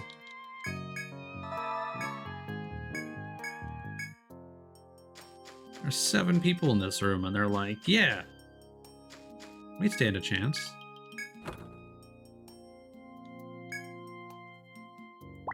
Getting so many items I'm never going to use.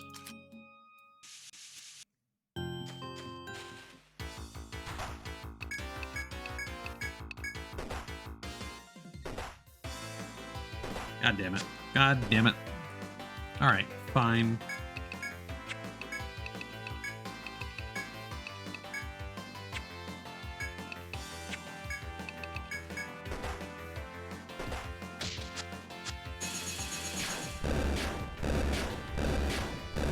I wish I were a bit faster.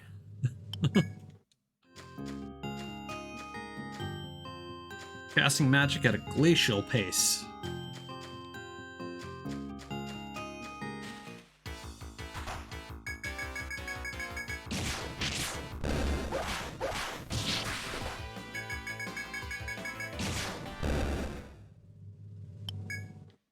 Alright. It is finally time. As you walk through the jungle, you sense a powerful presence from deeper inside. Such an aura could only come from the king of the jungle, Sir Nunos. Your pulse quickens as you gaze upon the door, mentally checking your preparedness.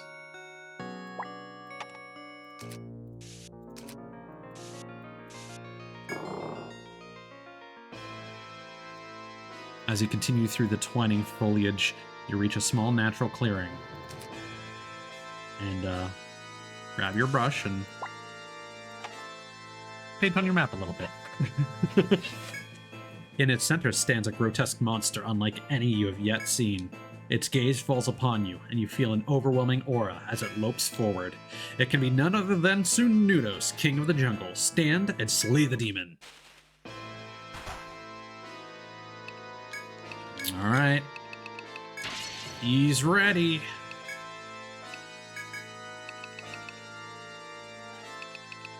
Alright. Gonna hold on to that boost. We are going to lower accuracy. We're gonna immunize. Now, immunize is actually bugged in this version of the game, specifically Etrian Odyssey 1. And if it's not patched in the remaster, immunize will also defend us against physical attributes instead of just elemental. So this should make us tanky as fuck.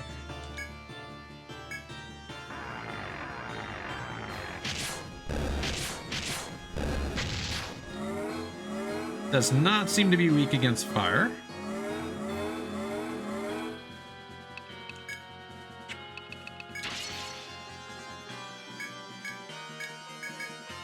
Does not seem super strong, though. We did a decent amount of damage. How about ice?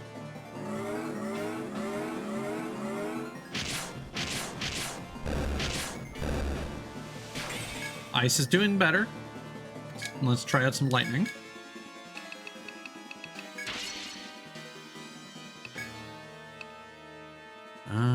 Multi-hit.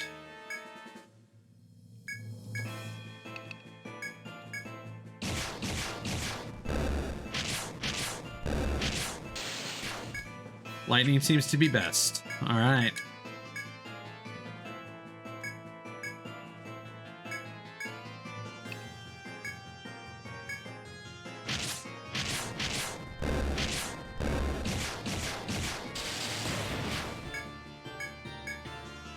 I'm gonna save our TP and just stick with the with a single volt cast, but we're gonna boost.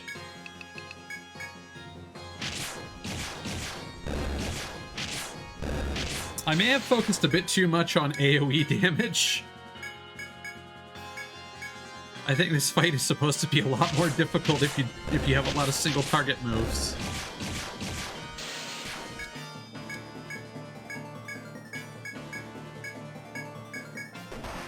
Oh, he's finally attacking. Ooh. Oh, boy.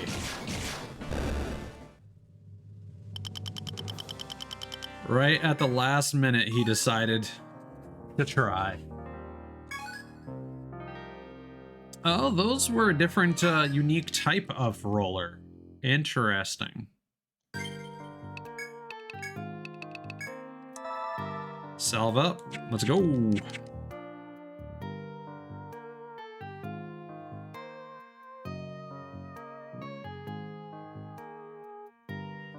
That's like 2 steps that way.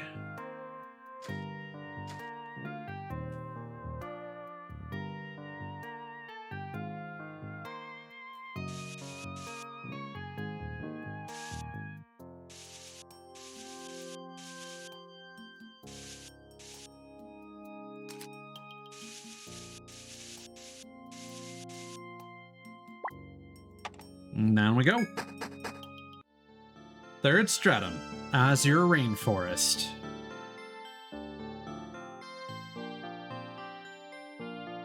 There we go.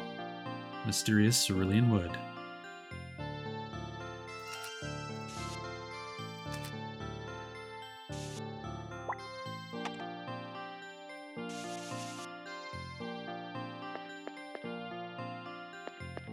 Oh, different footstep noises. It's nice.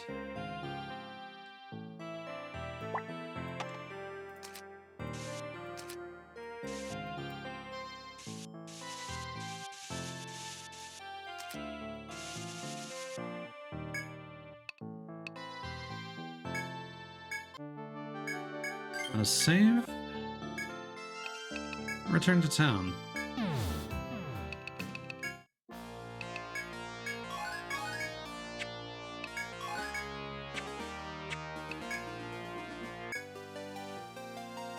Hell yeah. It appears you've eliminated Cernunos, that monster in the jungle. Good show. We're all very grateful. That monster's been a constant thorn in the Rada's side. It seems only yesterday that you arrived in Etria, but you've become quite strong. Thanks to you, we can finally investigate further, and again glimpse the third stratum. To show our gratitude for your excellent work, we have a small reward for you. As a result of your hard work, the third stratum is again open to us. We plan to immediately begin research on the floors we couldn't previously access. Still, we know very little of the area. We'll have to drop maps first.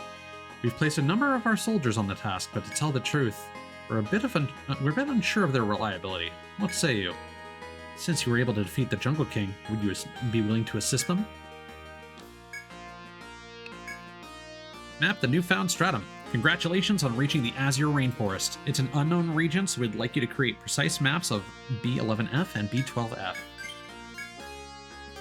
Ah, I see you've undertaken the mission. Allow me to explain the details to you. Even we in the Rada don't know much about the 11th and 12th floors of the labyrinth. In the past, supposedly there were those who ventured often into that stratum, but there are no surviving records of who they were or what they found there.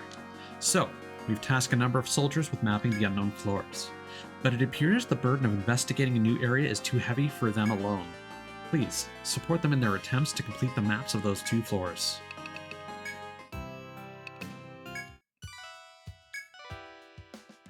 Ooh boy, that's a lot of quests.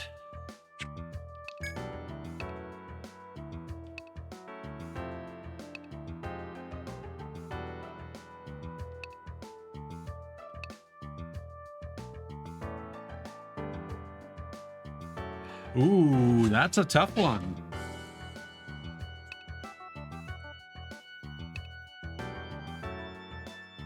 Oh, interesting. To meet a Blade Master, a terminally ill boy of Etria wishes to see the skill of a foreign-trained Ronin before he expires. Again, the reward is the boy's treasure.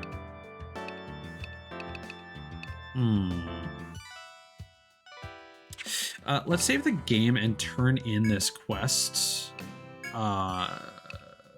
To see if, just so that we can get the Dalek for everything else.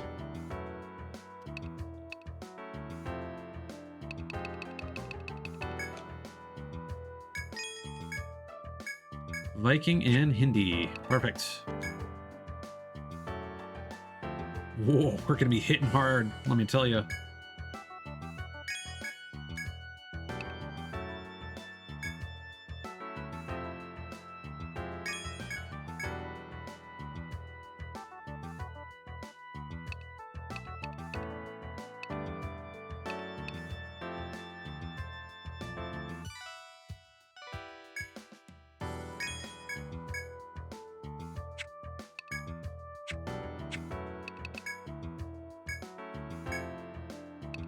We got some rapiers.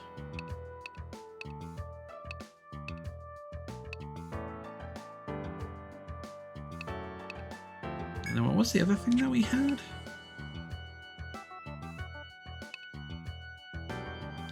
Yeah, here we go. We got the longbow.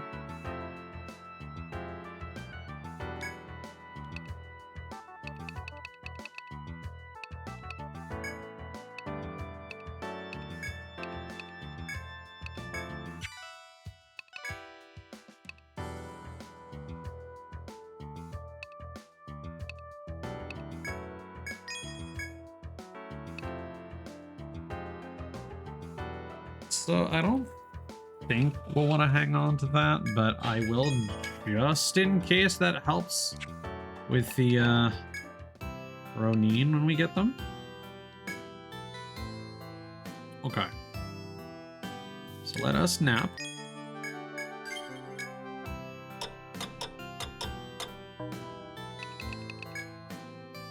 Okay, we're gonna go to the Golden Pub. We're gonna report results. I'll give up on that for now. There we go. 1, 2, 3, 4, 5. Yep. An adventurer needs the articles of his less fortunate comrades to hold a proper burial ceremony. You face death every time you enter the labyrinth. Anyone who goes in has to realize that. For some, death at the hands of the labyrinth's monsters is the only fitting end. Our client this time says his comrades rest on the 11th floor. He doesn't know exactly where. Find their resting places for him, but be careful not to join their ranks.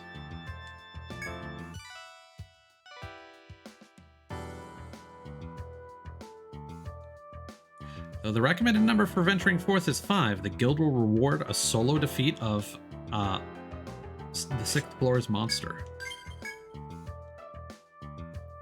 Are you sure about that? This one is an ordeal that comes directly from the head of the Explorers Guild. It's very dangerous, but if you can do it, it'll be a real feather in your cap. The monster the Guildmaster calls a cutter lives on the 6th floor of the forest. It's a ferocious bear that got its name from its sharp claws that rip explorers to shreds. Honestly, I don't know if I'm comfortable asking anyone to challenge the labyrinth alone. Good luck, though. I'll be praying for your safe return. Have a good night, Cthulhuos. Sleep well, buddy. Should be wrapping up soon anyway. There's just one last thing that I wanted to do. A fruit gatherer's livelihood is threatened by the vermin feeding on the fruit in the 10th floor of the forest.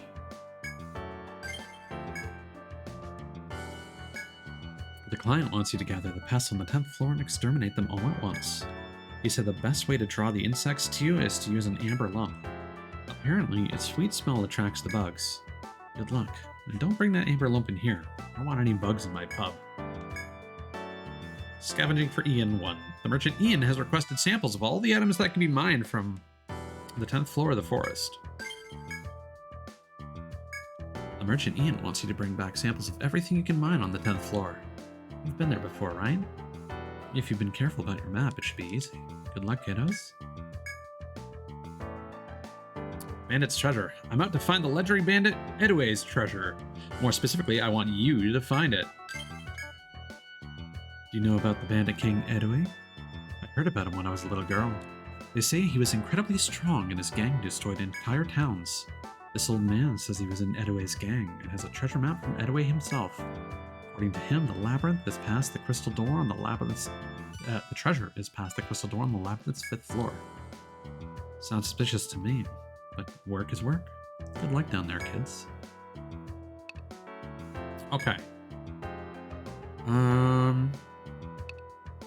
Hopefully none of these is, like, particularly,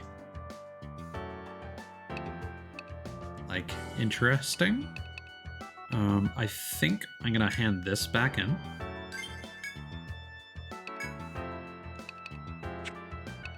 So it's not occupying my space.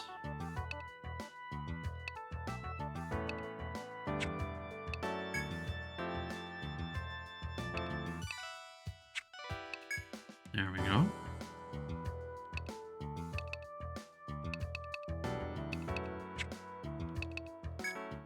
All right. Back to the forest. Specifically the rainforest. All right. I'm just taking a look at something real quick here. Okay, so I'm going to book it for something specific.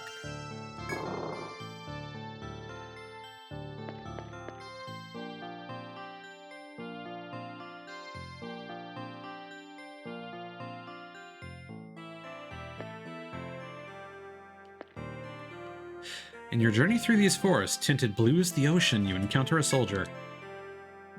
The worry creasing his brow lifts when he sees you, and he smiles as he greets you. You're the adventurer sent by the Rada on the mission down here, no? We've been looking forward to meeting the skilled warriors who felt the king of the jungle. You've heard then that we were ordered to map the corridors of B11F and B12F. But with these dreadful beasts and these twisted passages, we're at wit's end. I tell you, it's a sure relief to have help for the 5 members of Tigers. The soldier fishes through his pack, producing a parchment. It isn't much, but here's the result of my work so far in mapping this floor. The soldier hands you his hand-drawn map. I trust you'll have no problem filling in the rest. Barely affording you a glance as he leaves, the soldier walks briskly back home. Taking the soldier's partially completed map in hand, you continue your exploration.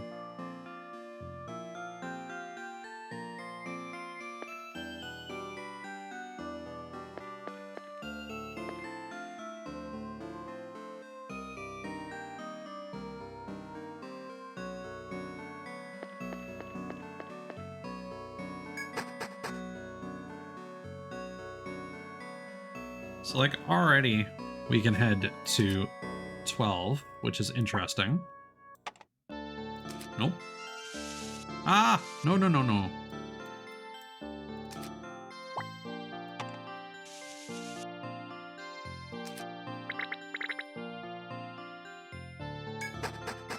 I really just did that to unlock some potential quest opportunities.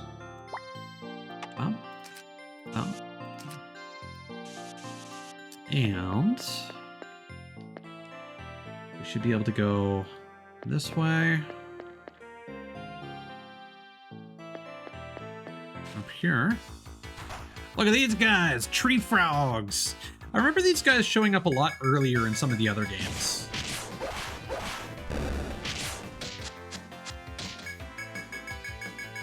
Or at least a very similar sprite. Like first floor monsters.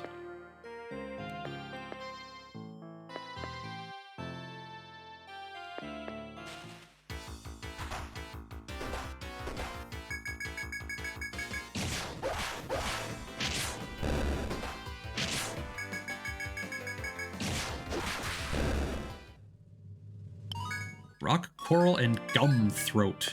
Ew.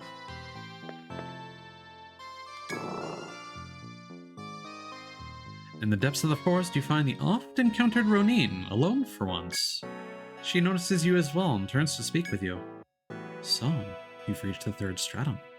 You've come far, but what is it you seek? Ren stares coldly at you, awaiting your answer. You ponder the question. How will you answer her? To solve the mysteries, to become the strongest, or to kill time?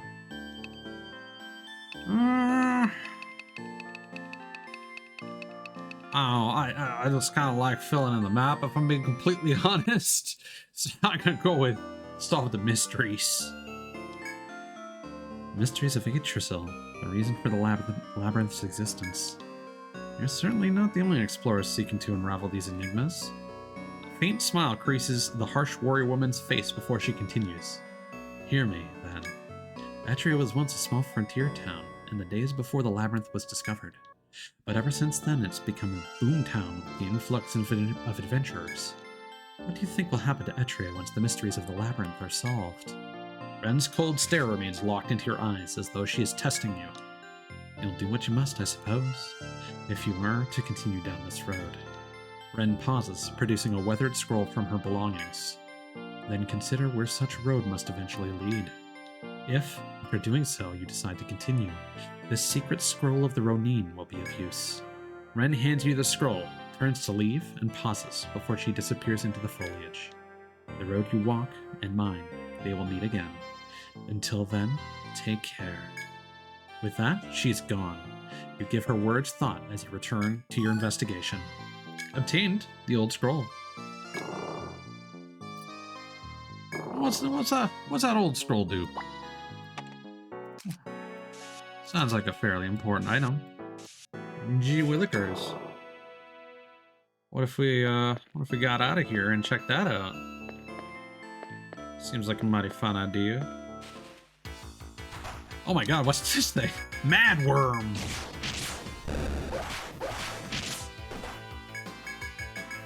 Has very low defense. Wow. Yeah, everybody got a level. Good times.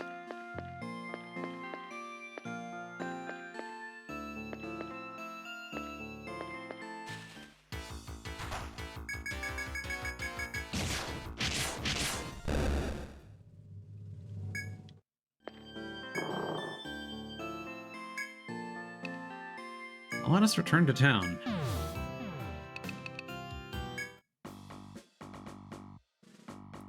In the land at the edge of the continent, there are those who practice an ancient martial art.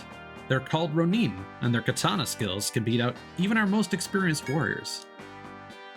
I don't know where you got it, but with that old scroll, you can register Ronin now. Go ahead, try it. A new class, the Ronin, can now be created. I didn't realize that was dialogue because there was no quotation marks. Pursuer of Strength. Register! Ronin, foreign masters of all forms of combat. Considering honorable death a virtue, their defense is lacking. Proud soldiers who demand the front. So what's interesting about them is that they use different stances for them to be able to perform different abilities. It takes an entire turn for them to take a stance, however. So they are not going to be fast, but they are apparently the most powerful physical class. And joining the party, we've got Fanuna.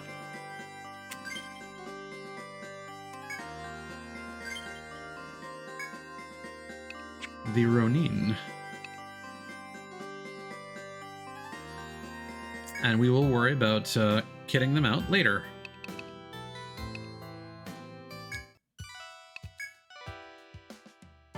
now would also be a good time for me to start leveling up some of the extra party members that we have.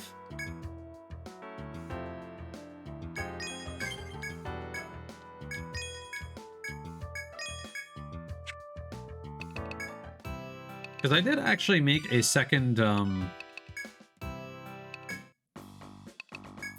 formation. But I think, oh yeah. So we're gonna summon this party.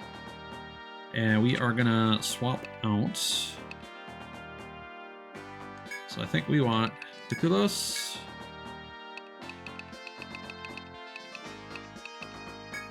Fanuna, Becca, Indigo, and then Kana.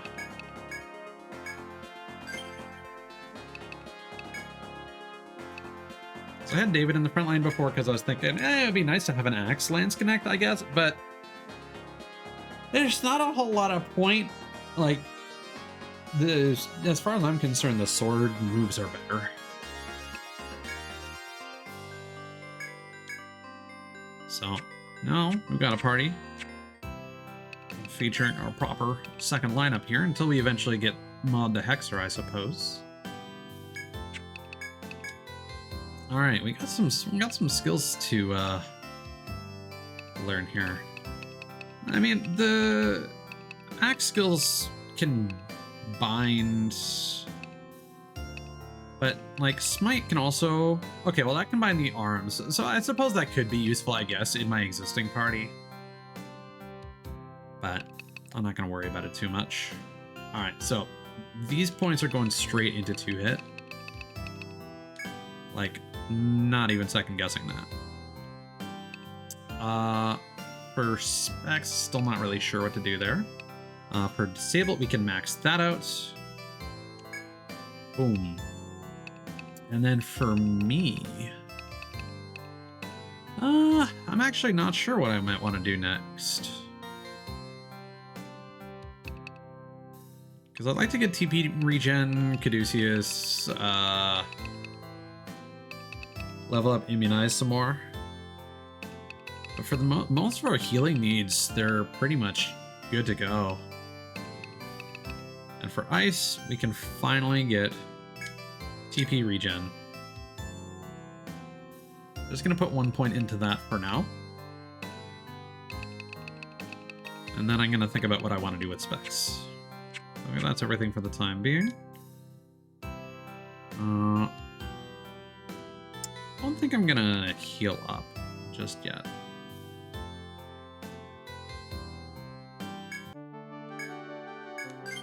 But I think that is a good spot to end it for tonight.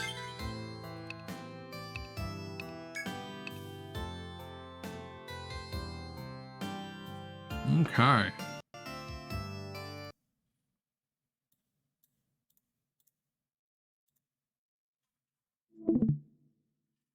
So let us quickly switch over to credits because we did get some resubs. Thank you again, Becca and Maud. I don't know if there's much point in setting up a raid right now. Yeah, I think I'm just going to head off. So whoever might still be lurking, hope you have yourself a wonderful evening and sleep well. And I will see you guys hopefully sometime on the weekend, unless a disaster happens with trying to fix my PC. But we shall see. Wish me luck. Bye.